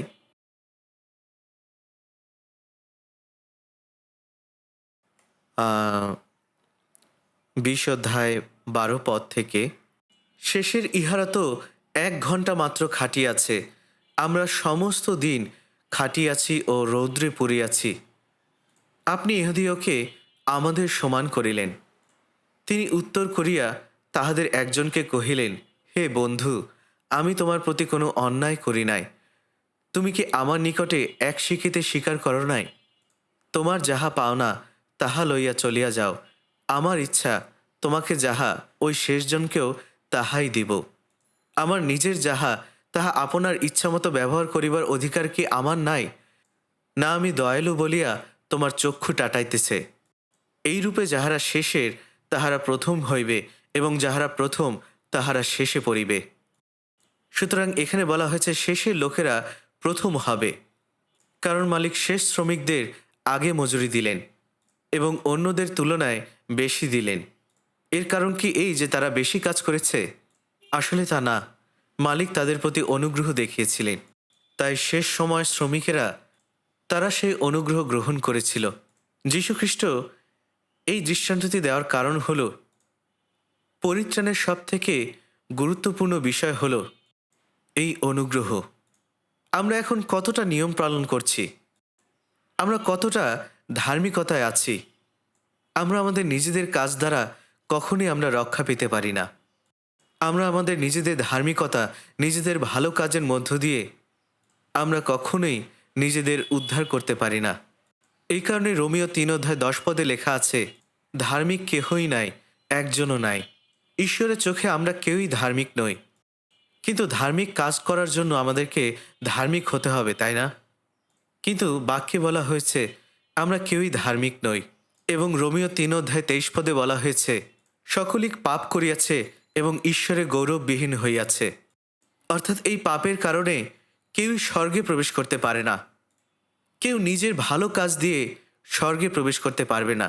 রোমিও 3 অধ্যায় 20 পদে বলা হয়েছে, যেহেতু ব্যবস্থার কার্য দ্বারা কোনো প্রাণী তাহার সাক্ষাতে ধার্মিক গণিত হইবে না, কেননা ব্যবস্থা দ্বারা পাপের জ্ঞান জন্মে। অর্থাৎ ব্যবস্থা আমাদেরকে এই কারণে দেওয়া হয়নি যেটা পালন করে আমরা স্বর্গে চলে যেতে পারবো। এটা কেউই করতে পারে না, একদমই না। আমরা যদি 10 আজ্ঞার দিকে দেখি, আমরা তার সবগুলি ভেঙেছি। প্রত্যেকটি আজ্ঞায় আমরা ভেঙেছি।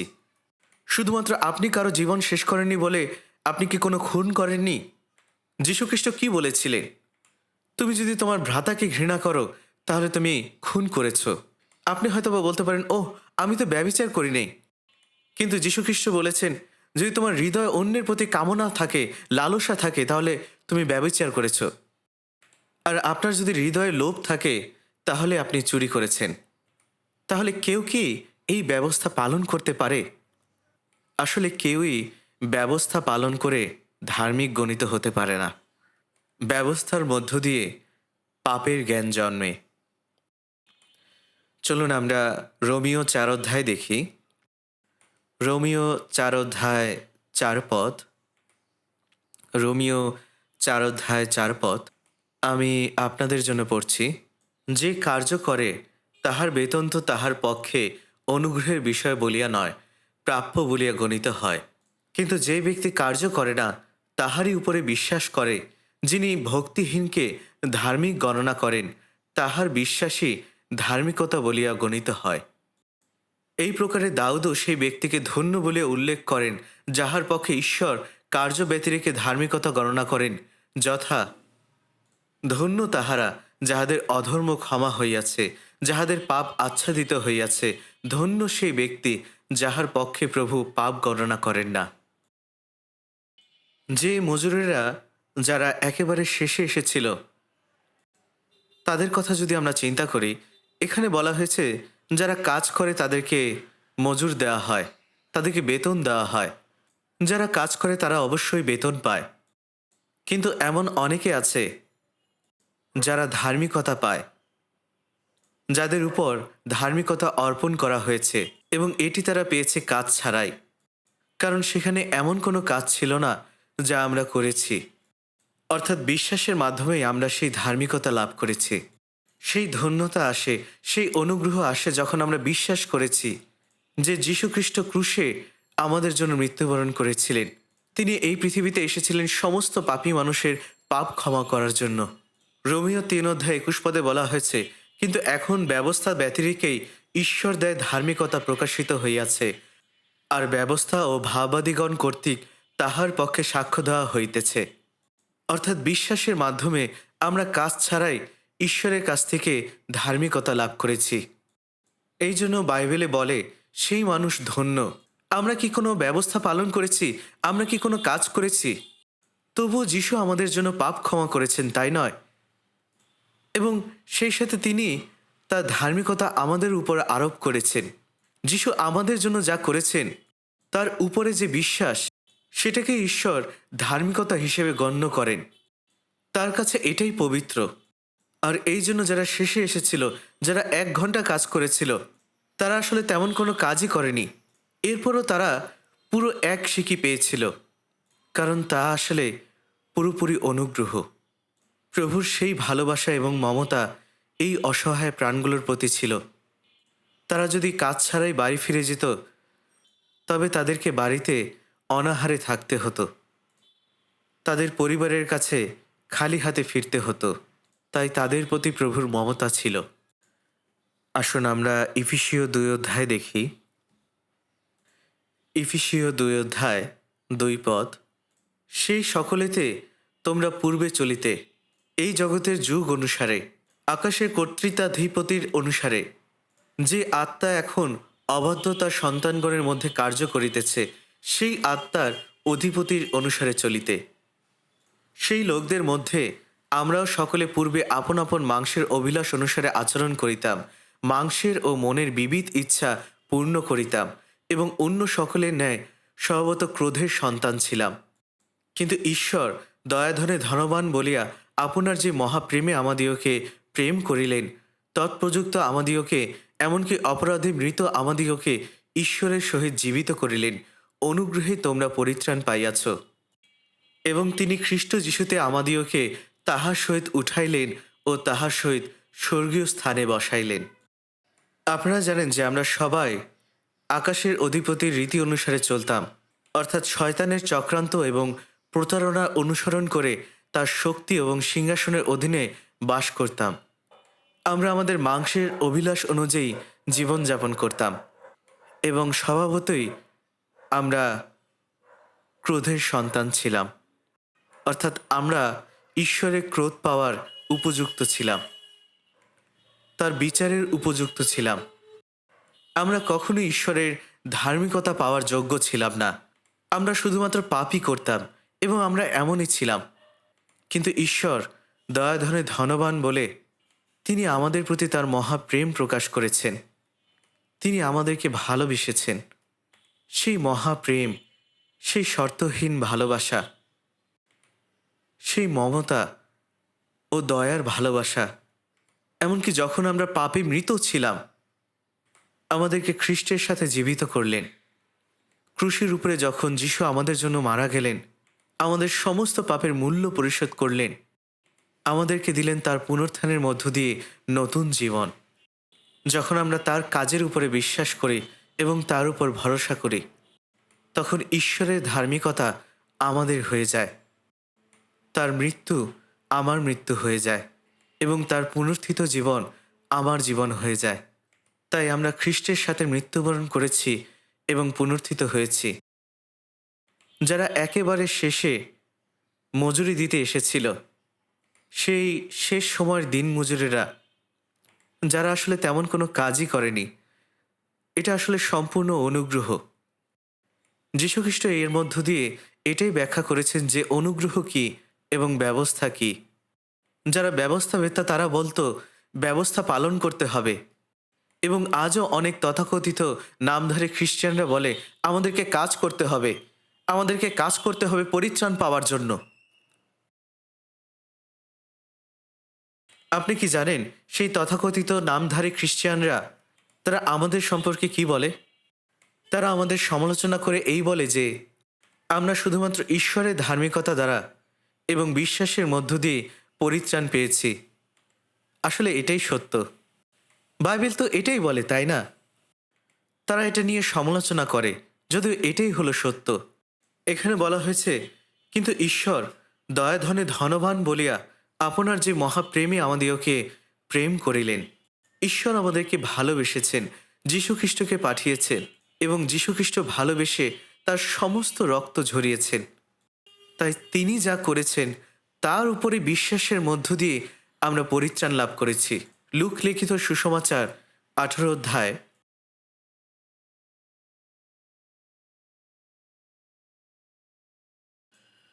লুক 18 অধ্যায় 9 পদ। লুক 18 অধ্যায় 9 পদ। যাহারা আপনাদের উপরে বিশ্বাস রাখিত মনে করিত যে তাহারাই ধার্মিক এবং অন্য সকলকে হেয় জ্ঞান করিত, এমন কয়েকজনকে তিনি এই দৃষ্টান্ত কহিলেন। দুই ব্যক্তি প্রার্থনা করিবার জন্য ধর্মধামে গেল, একজন ফরিসি আর একজন করগ্রাহী। ফরিসি দাঁড়াইয়া আপনি এইরূপ প্রার্থনা করিল, হে ঈশ্বর, আমি তোমার ধন্যবাদ করি যে তুমি অন্য সকল লোকের উপদ্রবী, অন্যায় ও ব্যভিচারীদের মতো কিংবা ওই করগ্রাহীর মতো নহি। আমি সপ্তাহের মধ্যে 2 বার উপবাস করি, সমস্ত আয়ের দশমাংশ দান করি। কিন্তু করগ্রাহী দূরে দাঁড়াইয়া স্বর্গের দিকে চক্ষু তুলিতেও সাহস পাইল না, বরং সে বক্ষে করাঘাত করিতে করিতে কহিল, হে ঈশ্বর, আমার প্রতি, এই পাপীর প্রতি দয়া করো। আমি তোমাদিগকে বলিতেছি, এই ব্যক্তি ধার্মিক গণিত হইয়া নিজ গৃহে নামিয়া গেল, ওই ব্যক্তি নয়। কেননা যে কেহ আপনাকে উচ্চ করে তাহাকে নত করা যাইবে, কিন্তু যে আপনাকে নত করে তাহাকে উচ্চ করা যাইবে। যিশু এখানে 2 ব্যক্তির কথা বলছিলেন, একজন ফরিসি আর একজন করগ্রাহী, এবং দুইজনই মন্দিরে গিয়ে প্রার্থনা করছিলেন। সেই ফরিসি এইভাবে 2 হাত তুলে প্রার্থনা করছিলেন। তিনি সরাসরি স্বর্গের দিকে তাকিয়েছিলেন যে ঈশ্বর, আমি তোমার জন্য 2 বার উপবাস করি, আমি দশমাংশ দেই, আমি ওই সমস্ত ব্যভিচারীদের মতো, করগ্রাহীর মতো নই। তাহলে অবশ্যই সে কত চমৎকার, তাই না? আসলে এটি মিথ্যে নয়, তার জীবন আসলে সেটাই দেখায়। কিন্তু করগ্রাহী স্বর্গের দিকে চোখ তুলে তাকাতে পারছিল না। সে তার বুকে আঘাত করছিল।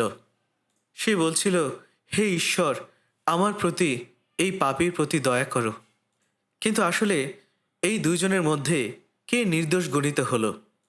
যিশু বলেছেন সেই করগ্রাহী, যে প্রতারক, যে মিথ্যাবাদী, যে চোর, যে পাপী। আপনি জানেন যে তখনকার সময় করগ্রাহীরা ব্যভিচারী, অন্যায়কারী এবং অধার্মিক ছিল। অথচ সেই করগ্রাহীকেই ঈশ্বর বলছেন যে এই পাপী নির্দোষ গণিত হলো। আমাদের চোখ দিয়ে যখন আমরা চিন্তা করি, আমরা ভাবি যে ঈশ্বর কি তাহলে ভুল করলেন? সেই ফরিসি তো আসলে অনেক ধার্মিক।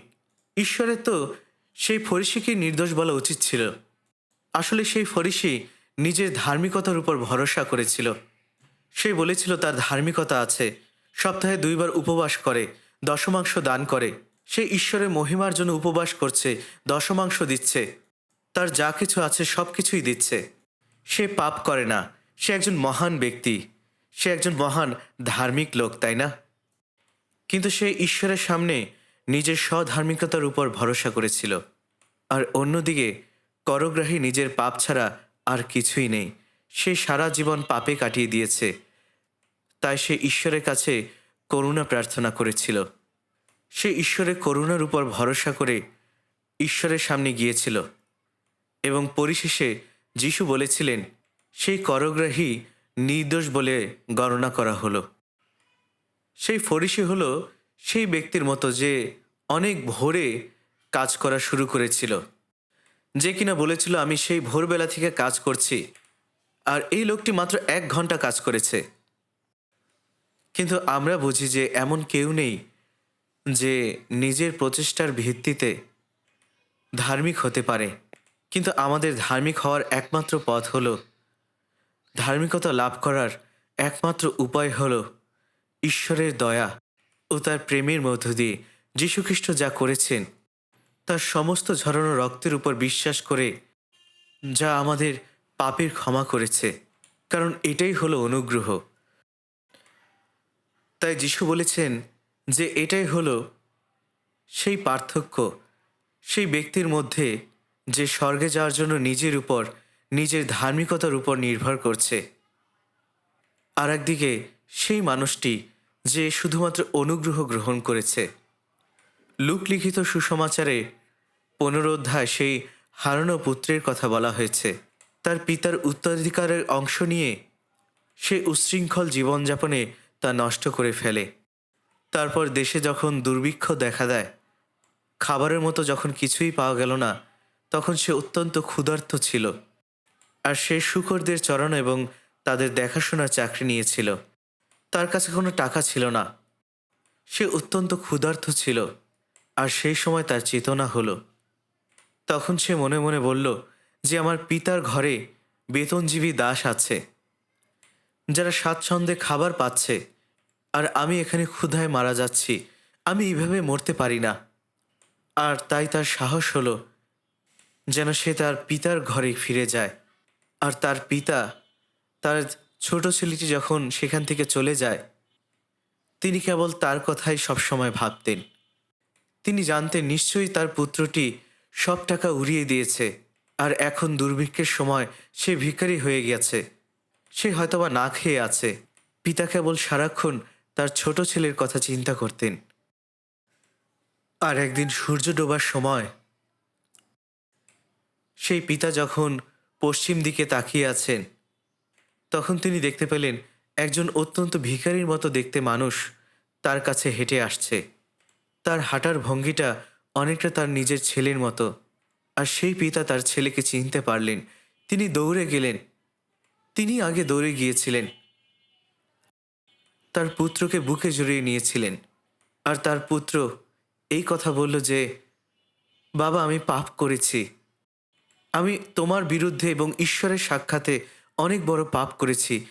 আমি আর তোমার পুত্র হবার যোগ্য নই। অনুগ্রহ করে আমাকে তোমার একজন দাস হিসেবে রাখো, যেন আমি একটু খাবার খেতে পারি। আর তখন পিতা বললেন, তুমি আমার পুত্র। আর তিনি দাসদের বললেন, সব থেকে ভালো জামা নিয়ে আসো এবং আসো আমরা সব থেকে পুষ্ট গোবৎসটি মারি।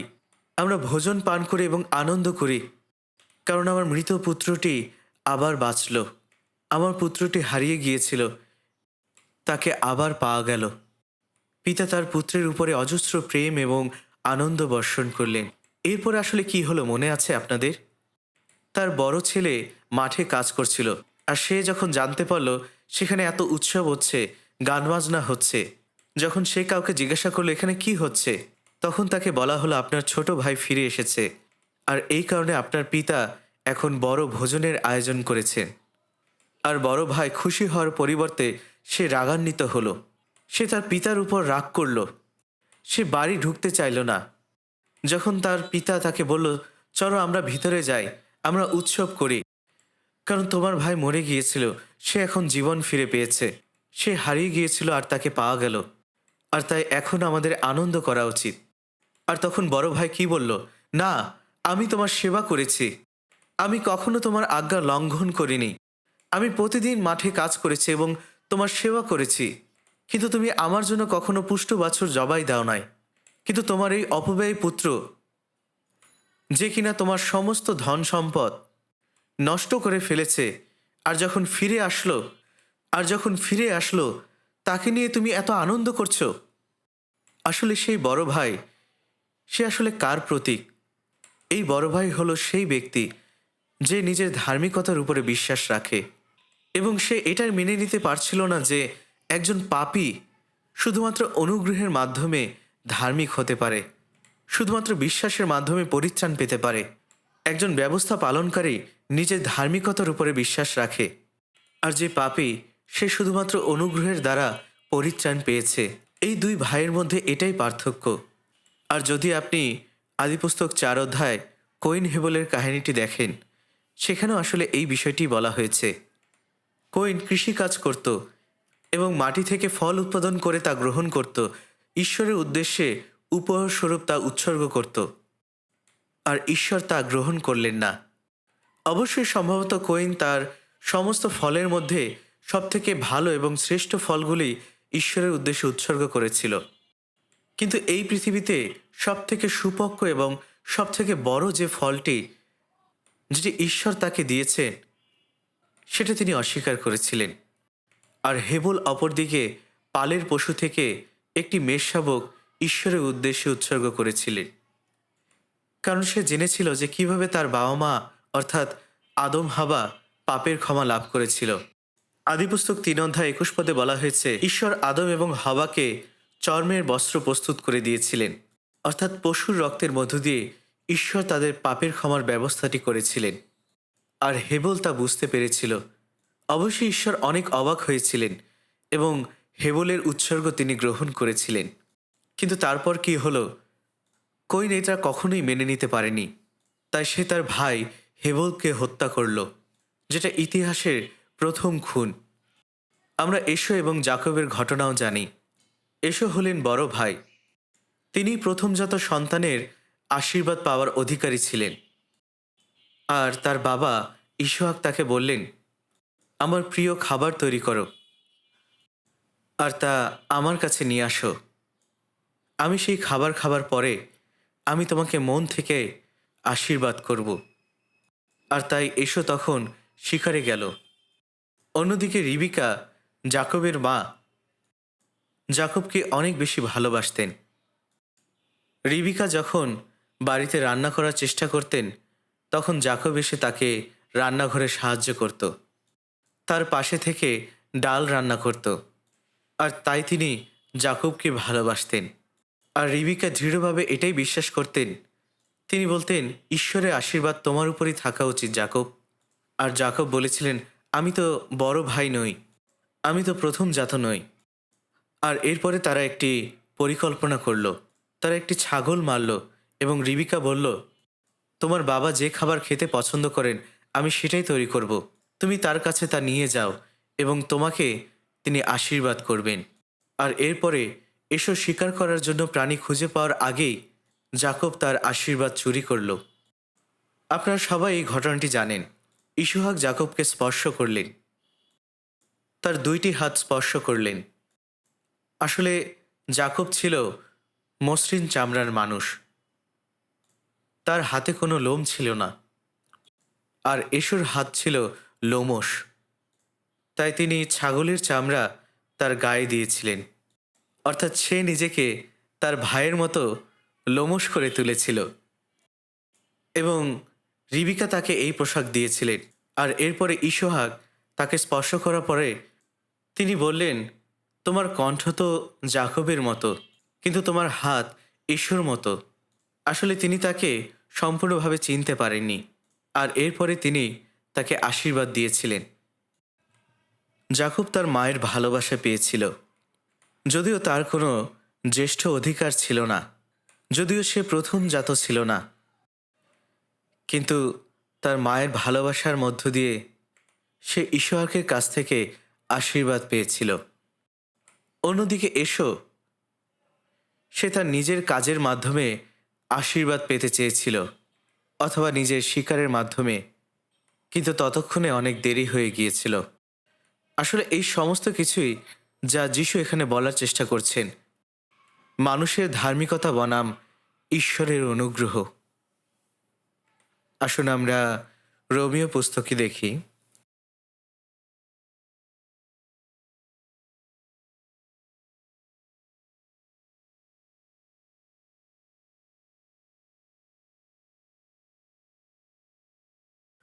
রোমীয় ৯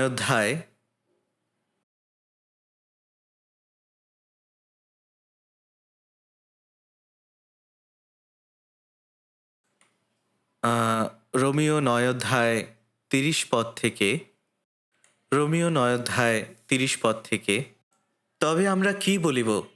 পরজাতীয়রা যাহারা ধার্মিকতার অনুধাবন করিত না, তাহারা ধার্মিকতা পাইয়াছে, বিশ্বাসমূলক ধার্মিকতা পাইয়াছে। কিন্তু ইসরায়েল ধার্মিকতার ব্যবস্থার অনুধাবন করিয়াও সেই ব্যবস্থা পর্যন্ত পৌঁছায় নাই। কারণ কি? বিশ্বাস দ্বারা নয়, কিন্তু যেন কর্ম দ্বারা তাহারা অনুধাবন করিত। আপনারা জানেন যে পরজাতীয়রা তারা কোনো ব্যবস্থা পালন করেনি, এবং তবুও তারা ধার্মিকতা পেয়েছে। তারা সেই ধার্মিকতা পেয়েছে বিশ্বাসের মধ্য দিয়ে। কিন্তু ইসরায়েলরা তারা শুধুমাত্র ছুটেছিল ব্যবস্থার পিছনে, যেমন প্রতিদিন সেই ব্যবস্থা অনুসারে চলা। তারা মনে করত ব্যবস্থার মধ্য দিয়ে তারা ধার্মিক হতে পারবে, কিন্তু এরপরও তারা ধার্মিকতার ব্যবস্থায় পৌঁছাতে পারেনি, কারণ বিশ্বাসের দ্বারা তারা তা খোঁজেনি। তারা খুঁজেছিল কাজের মধ্য দিয়ে। তাই তারা সেই ব্যাঘাতজনক পাথরে হোঁচট খেয়েছে। তারা বিশ্বাসের মাধ্যমে ঈশ্বরের ধার্মিকতায় বিশ্বাস বা ভরসা করার পরিবর্তে তারা বরং নিজের ধার্মিকতার উপরে নির্ভর করেছিল। আর তাই তাদের জন্য যা অবশিষ্ট ছিল তা হলো বিচার, কারণ তারা সেই ব্যবস্থা পর্যন্ত পৌঁছাতে পারেনি। কারণ কাজের মধ্য দিয়ে কখনোই সেই ব্যবস্থার কাছে পৌঁছানো যায় না। অর্থাৎ এখানে সেই শ্রমিকেরা যারা দ্রাক্ষাক্ষেত্রে সারা দিন ধরে কাজ করেছিল, এবং সেই আরেক দল শ্রমিকেরা যারা একদম শেষ সময় তেমন কোনো কাজই করেনি। একজন কেবলমাত্র প্রভুর করুণার কারণে মজুরি পেয়েছিল, আরেকজন পেয়েছিল তার কাজের বিনিময়। তাই এটাই হলো সেই ব্যবস্থার কাজ। ব্যবস্থা পালনের মাধ্যমে প্রাপ্ত ধার্মিকতা বনাম সেই ধার্মিকতা যা কেবল ঈশ্বরের অনুগ্রহের মাধ্যমে পাওয়া যায়। আসুন আমরা গণনা পুস্তকে যাই।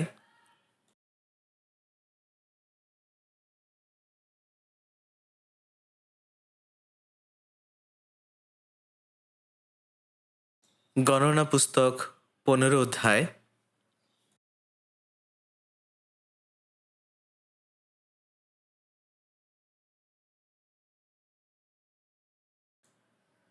গণনা পুস্তক 15 অধ্যায় 32 পদ।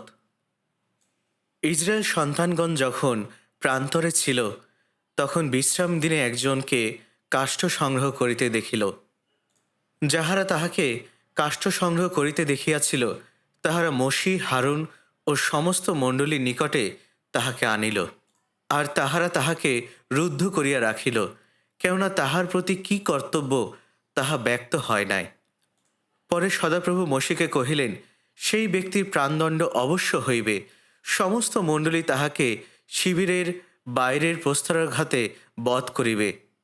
পরে মোশির প্রতি সদাপ্রভুর আজ্ঞা অনুসারে সমস্ত মণ্ডলী তাহাকে শিবিরের বাইরে লইয়া গিয়া প্রস্তরাঘাত করিল, তাহাতে সে মরিয়া গেল। এটা বোঝা কিছুটা কঠিন, তাই না? ইসরায়েলীয়রা সেই সময় প্রান্তরে ছিল। তখন তারা মাত্র মিশর ছেড়েছিল এবং তারা কনানের দিকে যাচ্ছিল, আর তাই তারা সেই প্রান্তরে বসবাস করছিল। এখানে একজনের কথা বলা হয়েছে যে কিনা বিশ্রাম দিনের সময় কাঠ কুড়াচ্ছিল। আসলে বিশ্রাম দিনে এই কাজ করার কথা নয়।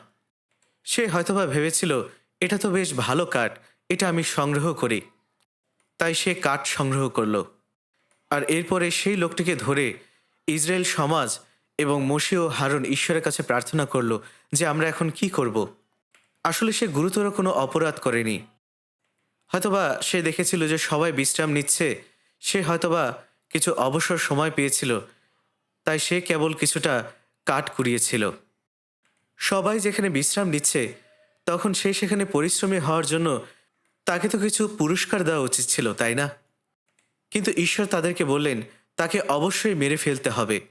আপনি হয়তোবা ভাবছেন, ও কি অদ্ভুত, ঈশ্বর কেন এমনটি করলেন? বিশ্রামবার মানে কি? বিশ্রামবার মানে হলো আপনার বিশ্রামের মাধ্যমে এক আশীর্বাদ লাভ করা। ইসরায়েলরা অন্য প্রত্যেক দিনে তারা পরিশ্রমের মাধ্যমে আশীর্বাদ লাভ করতে পারে, কিন্তু বিশ্রামবার ঈশ্বর বলেছেন ঈশ্বরের শান্তি তখন প্রবেশ করবে। বিশ্রামবার বলছে যে আমরা ব্যবস্থা পালন করে ধার্মিকতা লাভ করতে পারি না, পরিত্রাণ পেতে পারি না। আমাদের কাজের মধ্য দিয়ে নয়, কিন্তু বিশ্বাসের মধ্য দিয়ে আমরা ঈশ্বরের অনুগ্রহ লাভ করতে পারি। বরং যে কাজের মধ্য দিয়ে বিশ্রামে প্রবেশ করতে চায় সেই ঘোরতর পাপ করে। তাই সেই লোকটির প্রাণদণ্ড অবশ্যই হবে।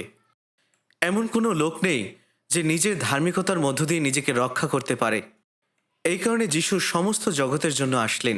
ঈশ্বরের পুত্র তার সমস্ত রক্ত সেচন করিলেন, আমাদের জন্য প্রাণ দিলেন, আমাদেরকে তার সে অনুগ্রহ দান করলেন। যদি আমরা সেই অনুগ্রহ অগ্রাহ্য করে স্বর্গে যাওয়ার চেষ্টা করি, তাহলে তো সেটা ঈশ্বরের প্রেম ও তার অনুগ্রহকেই প্রত্যাখ্যান করা হলো।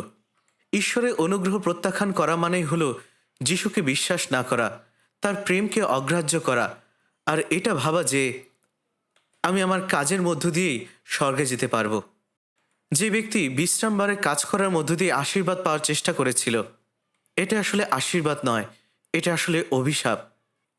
আমরা ঈশ্বরের মহা অনুগ্রহে পরিত্রাণ পেয়েছি। তাই আমরা সেই মজুরদের মতো যারা একদম শেষ মুহূর্তে যাদেরকে দ্রাক্ষাক্ষেত্রে কাজ করার জন্য আহ্বান করা হয়েছিল, যখন আর কোনো সময় অবশিষ্ট ছিল না, তখন তিনি আমাদেরকে ডেকেছিলেন। আমরা দ্রাক্ষাক্ষেত্রে পৌঁছালাম এবং তখন বিশেষভাবে কাজ করার কোনো সুযোগ ছিল না, কাজ করার জন্য অনেক বেশি সময় ছিল না।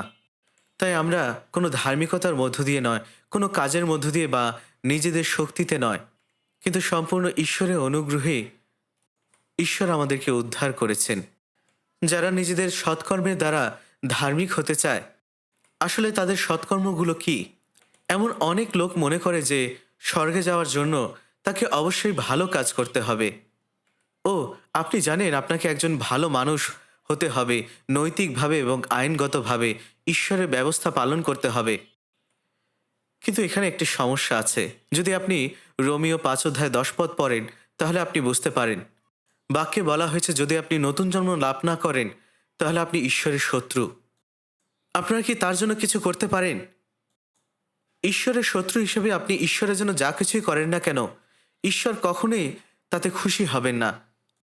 কলোসীয় 1:22 এবং 23 পদে বলা হয়েছে, তোমাদিওকে তিনি এখন খ্রিস্টের মাংসময় দেহে মৃত্যু দ্বারা সম্মিলিত করিলেন, যেন পবিত্র, নিষ্কলঙ্ক ও নির্দোষ করিয়া আপনার সাক্ষাতে উপস্থিত করেন। আমরা ঈশ্বরের শত্রু ছিলাম, কিন্তু ঈশ্বরের কাজে বিশ্বাসের মাধ্যমে তিনি যা করেছেন তার উপরে বিশ্বাসের মাধ্যমে আমরা ঈশ্বরের সাথে পুনর্মিলিত হয়েছি। কিন্তু শত্রু হিসাবে, শত্রু থাকা অবস্থায় যদি আপনি নতুন জন্ম না পান, আপনি কোনো সৎকর্ম অথবা নৈতিক জীবনযাপনের মধ্য দিয়ে স্বর্গে যেতে পারবেন না। এটা আসলে অনেক বড় একটি ভুল বুঝাবুঝি। ইফিসীয় 2:1 পদে বলা হয়েছে, নতুন জন্ম পাওয়ার আগে আমরা অপরাধে এবং পাপে মৃত ছিলাম। যদি কেউ পরিত্রাণ না পেয়ে থাকে তাহলে সে অপরাধে এবং পাপে মৃত, আত্মিকভাবে সে মৃত। তারা ঈশ্বরের জীবন থেকে বিচ্ছিন্ন। একজন মৃত ব্যক্তি কি করতে পারে? একজন মৃত ব্যক্তি কিছুই করতে পারে না। তাই প্রথমে ঈশ্বরের করা কাজের উপরে বিশ্বাস রাখতে হবে, কারণ সেই বিশ্বাসের মধ্য দিয়েই জীবন লাভ করা সম্ভব, ঈশ্বরের ধার্মিকতা লাভ করা সম্ভব। তাই যখন আমরা নতুন জন্ম নেই, আমাদের আত্মা যা অপরাধ ও পাপে মৃত ছিল তা জীবিত হয়। কারণ আপনি যদি জীবিত হন তখনই আপনি কিছু করতে পারেন। আপনি মৃত অবস্থায় ঈশ্বরের জন্য কিছুই করতে পারবেন না। আর আপনি যা কিছুই করবেন না কেন, ঈশ্বর কখনোই তা গ্রহণ করবেন না। তাই বলা হয়েছে তাহাদিওকে শয়তানের কর্তৃত্ব হইতে ঈশ্বরের দিকে ফিরাইবার জন্য। যারা নতুন জন্ম পায়নি তারা শয়তানের শক্তির মধ্যে বন্দী আছে। যদি আপনি শয়তানের শক্তি দ্বারা বন্দী হন, তবে আপনি ঈশ্বরের জন্য কি করতে পারেন? ঈশ্বরকে সন্তুষ্ট হবেন যদি আপনি ভালো কিছু করেন? যখন আপনি শয়তানের হাতেই বন্দী, শয়তানের বন্দিত্বের মধ্যে থাকা অবস্থায় আমরা যা কিছুই করি না কেন, সব কিছুই আসলে অর্থহীন। রোমিও 3:20 বলা হয়েছে, ব্যবস্থার কার্য হেতু কোনো প্রাণী তাহার সাক্ষাতে ধার্মিক গণিত হইবে না, কেননা ব্যবস্থা দ্বারা পাপের জ্ঞান জন্মে। ইয়োব 35:7 এবং 8 বলা হয়েছে, যদি ধার্মিক হন তাহাকে কি দিতে পারেন? আপনার হস্ত হইতেই বা তিনি কি গ্রহণ করিবেন? আপনার দুষ্টতার ফল আপনার তুল্য মনুষ্যে, আপনার ধার্মিকতার ফল মনুষ্য সন্তানে বর্তে। তাই আপনি ধার্মিক হন অথবা যত ভালো কাজ করুন না কেন, আপনি হয়তোবা কোনো মানুষকে আশীর্বাদ করতে পারেন, কিন্তু আপনি ঈশ্বরকে সন্তুষ্ট করতে পারেন না। নিজের ধার্মিক কাজের মধ্য দিয়ে ঈশ্বরের কাছে কখনো ধার্মিক বা নির্দোষ হিসেবে গণিত হবেন না। এই কারণে 2 করিন্থীয় 5:14 বলা হয়েছে, একজন সকলের জন্য মরিলেন, সুতরাং সকলেই মরিল। যিশু সমস্ত মানব জাতির জন্য, সমস্ত জগতের পাপের জন্য মৃত্যুবরণ করেছেন, যেন তারা তার মধ্য দিয়ে জীবিত হয়, যেন তারা আর নিজের জন্য না বাঁচে, বরং তারই জন্য বাঁচে যিনি তাদের জন্য মরেছেন। কেন আসলে যিশু আমাদের জন্য মরেছেন? কি কারণে তিনি আমাদের জন্য মরেছেন? তিনি যা করেছেন আমরা যেন তার উপরে যা বিশ্বাস করি। তিনি এই কারণে করেছেন যেন আমরা আর নিজের জন্য না বাঁচি, বরং তার ভালোবাসায় আমাদের জন্য তিনি যে মরেছেন তার জন্যই যেন আমরা বাঁচি। একজন নতুন জন্ম পাওয়া খ্রিস্টানের ভালো কাজ করা আর যে পরিত্রাণ পায়নি তার ভালো কাজ করার মধ্যে পার্থক্য আছে। আমরা ভালো কাজ করি কারণ যিশু আমাদের জন্য মরেছেন, কারণ আমরা ঈশ্বরের সেই প্রেম, সেই করুণার প্রতিদান দিতে চাই। রোমিও 14:7-8 বলা হয়েছে, কারণ আমাদের মধ্যে কেহ আপনার উদ্দেশ্যে জীবিত থাকে না এবং কেহ আপনার উদ্দেশ্যে মরে না। কেননা যদি আমরা জীবিত থাকি তবে প্রভুরই উদ্দেশ্যে জীবিত থাকি, এবং যদি মরি তবে প্রভুরই উদ্দেশ্যে মরি। অতএব আমরা জীবিত থাকি বা মরি, আমরা প্রভুরই। সুতরাং আমরা বাঁচি অথবা আমরা মরি, আমরা তো প্রভুরই। এটাই হলো স্বাভাবিক সাধারণ খ্রিস্টীয় জীবন। যারা প্রভুর জন্য মরতে প্রস্তুত, যারা প্রভুর জন্য মরতে দৃঢ় প্রতিজ্ঞ, তারাই আসলে প্রভুর জন্য বাঁচতে পারে। তারাই প্রভুর জন্য মরার অধিকার পায়। আপনারা কি জানেন যে আপনাদের দেহ, আপনাদের আত্মা এটা নিজের নয়, আপনার সব কিছুকে মূল্য দিয়ে কেনা হয়েছে। 1 করিন্থীয় 6:20 বলা হয়েছে, আর তোমরা নিজের নয়, কারণ মূল্য দ্বারা কৃত হইয়াছ, অতএব তোমাদের দেহে ঈশ্বরের গৌরব করো। তাই আমাদের আর নিজের জন্য বাঁচার অধিকার নেই, আমরা প্রভুরই। আমরা আর নিজের নই, আমরা আর নিজের অধীনে নই, আমরা ঈশ্বরের গৌরবের জন্য বেঁচে আছি। আর এটাই হলো স্বাভাবিক খ্রিস্টীয় জীবন। গালাতীয় 2:20 বলা হয়েছে, খ্রিস্টের সহিত আমি ক্রুশারোপিত হইয়াছি, আমি আর জীবিত নই, কিন্তু খ্রিস্টই আমাতে জীবিত আছেন। আর এখন মাংসে থাকিতে আমার যে জীবন আছে তাহা আমি বিশ্বাসে, ঈশ্বরের পুত্রে বিশ্বাসেই যাপন করিতেছি। তিনি আমাকে প্রেম করিলেন এবং আমার নিমিত্তে আপনাকে প্রদান করিলেন। আমার জীবনের একমাত্র মালিক এবং প্রভু হলেন যীশু খ্রিস্ট। সুতরাং আমি বাঁচি বা মরি, আমি প্রভুরই। তিনি আমার মধ্যে জীবিত আছেন। তাই একজন নতুন জন্মপ্রাপ্ত খ্রিস্টিয়ানের জীবনযাপন সম্পূর্ণ আলাদা, এই জগতের অন্যান্য মানুষদের থেকে সম্পূর্ণ ভিন্ন। জগতের লোকেরা তারা ভালো কাজের মধ্য দিয়ে পরিত্রাণ পাওয়ার চেষ্টা করে, কিন্তু আমরা ঈশ্বরের অনুগ্রহ পেয়েছি। গীতসংহিতা ১১৬ অধ্যায় ১২ পদে বলা হয়েছে, আমি সদাপ্রভু হইতে যে সকল মঙ্গল পাইয়াছি, তাহার পরিবর্তে তাহাকে কি ফিরাইয়া দেব? ঈশ্বর আমার মতো একজন পাপী এবং শত্রুর জন্য তিনি যা করেছেন, যে অনুগ্রহ দেখিয়েছেন, যে মহাপ্রেম দেখিয়েছেন, তার প্রতিদানে আমি কি করতে পারি? তাই আমার যে জীবনটি রয়েছে, আমি যেন তার উদ্দেশ্যে জীবনযাপন করি, তার অনুগ্রহের জন্য কৃতজ্ঞ হয়ে বেঁচে থাকতে পারি। যারা পরিত্রাণ পায়নি, তারা প্রকৃত খ্রিস্টীয় জীবনযাপন অনুকরণ করতে পারে না। ফিলিপিও ২ অধ্যায় ১৩ পদে বলা হয়েছে, কারণ ঈশ্বরে আপন হিত সংকল্পের নিমিত্ত তোমাদের অন্তরে ইচ্ছা ও কার্য উভয়ের সাধনকারী। একজন নতুন জন্ম পাওয়া খ্রিস্টানের মধ্য দিয়ে পবিত্র আত্মা কাজ করে। তিনি ঈশ্বরের মঙ্গল ইচ্ছা পালন করার শক্তি দেন এবং তিনি তা করার আকাঙ্ক্ষাও দান করেন। এমনটি নয় যে তিনি আমাদেরকে দিয়ে এমন কিছু করান যেগুলো আমরা করতে চাই না। পবিত্র আত্মাই আমাদেরকে উৎসাহিত ও অনুপ্রাণিত করেন, আমাদেরকে পরিচালিত করেন যেন আমরা তার ইচ্ছা বুঝতে পারি। এবং শুধু তার ইচ্ছা বোঝাই নয়, তিনি আমাদেরকে তার ইচ্ছা পালন করার শক্তিও দেন। আর তাই এটাই হলো সত্যিকারের খ্রিস্টীয় জীবন। যাদের নতুন জন্ম হয়নি, তারা এই প্রকৃত খ্রিস্টীয় জীবন অনুকরণ করতে পারবে না, কারণ তাদের হৃদয়টি সঠিক নেই, তাদের সঠিক উদ্দেশ্য নেই। আমরা যদি সেই শ্রমিকদের কথা চিন্তা করি, যাদেরকে ডাকা হয়েছিল দিনের একদম শেষ ভাগে, আর সেই মালিক তিনি তাকে কাজ করার অনুগ্রহ দান করেছিলেন। তাই সেই শ্রমিক বলতে পারে যে সেই মালিক আমাকে তার প্রেম দেখিয়েছেন এবং তার জন্য পরিশ্রম করার সুযোগ দিয়েছেন। তাই সে তার ১ ঘন্টাকে তার সমস্ত শক্তি দিয়ে কাজ করার চেষ্টা করেছে। আমরা নতুন জন্মপ্রাপ্ত খ্রিস্টিয়ান হিসেবে ঈশ্বরের অনুগ্রহের কারণে, তার প্রেমের প্রতি কৃতজ্ঞতার কারণে আমরা আমাদের সমস্ত শক্তি দিয়ে তার জন্য বাঁচতে পারি। প্রেরিত পৌল এই কথা বলেছিলেন, অন্য সকলদের থেকে আমি সবথেকে বেশি পরিশ্রম করেছি, কারণ আমি এটা উপলব্ধি করেছিলাম যে আমি সমস্ত প্রেরিতদের থেকে সবথেকে বড় পাপী ছিলাম। তাই আমার কোনো কাজ এটা আমার শক্তিতে নয়, এটা সম্পূর্ণ ঈশ্বরের অনুগ্রহ। আমি যখন ঈশ্বরের অনুগ্রহের কথা ভাবি, আমি ১০০ বার মরতে পারি এবং তারপরও সেই অনুগ্রহের সামান্য অংশ পরিশোধ করতে পারবো না যা ঈশ্বর আমাদের জন্য করেছেন। তাই আমার আসলে গর্ব করার মতো কিছুই নেই। খ্রিস্টীয় জীবন কি?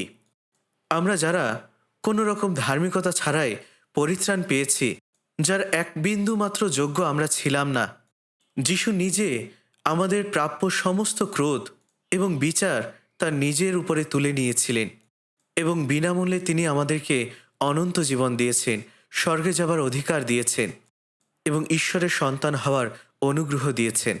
তাহলে আমাদেরকে কি করতে হবে? আমরা যেন প্রভুকে খুশি করার জন্য এই জীবনে আরও বেশি প্রাণপণ করি। আসুন আমরা প্রার্থনা করি। হে দয়াময় স্বর্গস্থ পিতা, পাপের কারণে আমরা তোমার কাছ থেকে অনেক দূরে ছিলাম। আমরা দুষ্টতায় জীবনযাপন করতাম, তোমার সাক্ষাতে শত্রু ছিলাম, কিন্তু তুমি আমাদেরকে প্রেম করেছিলে। যে বিচারের দণ্ড পাওয়ার আমরা যোগ্য ছিলাম, আমাদের প্রভু যীশু খ্রিস্ট তার নিজের উপরে তা গ্রহণ করলেন এবং তার রক্তের গুণে আমরা রক্ষা পেলাম। আমাদেরকে সমস্ত পাপের ক্ষমা করলেন এবং তুমি আমাদেরকে মূল্য দিয়ে কিনে নিয়েছ। তাই আমাদের বাকি জীবনটা আমরা যেন তোমার মহিমার উদ্দেশ্যে কাটাতে পারি। এই প্রার্থনা প্রভু যীশু খ্রিস্টের নামে চাই, আমিন।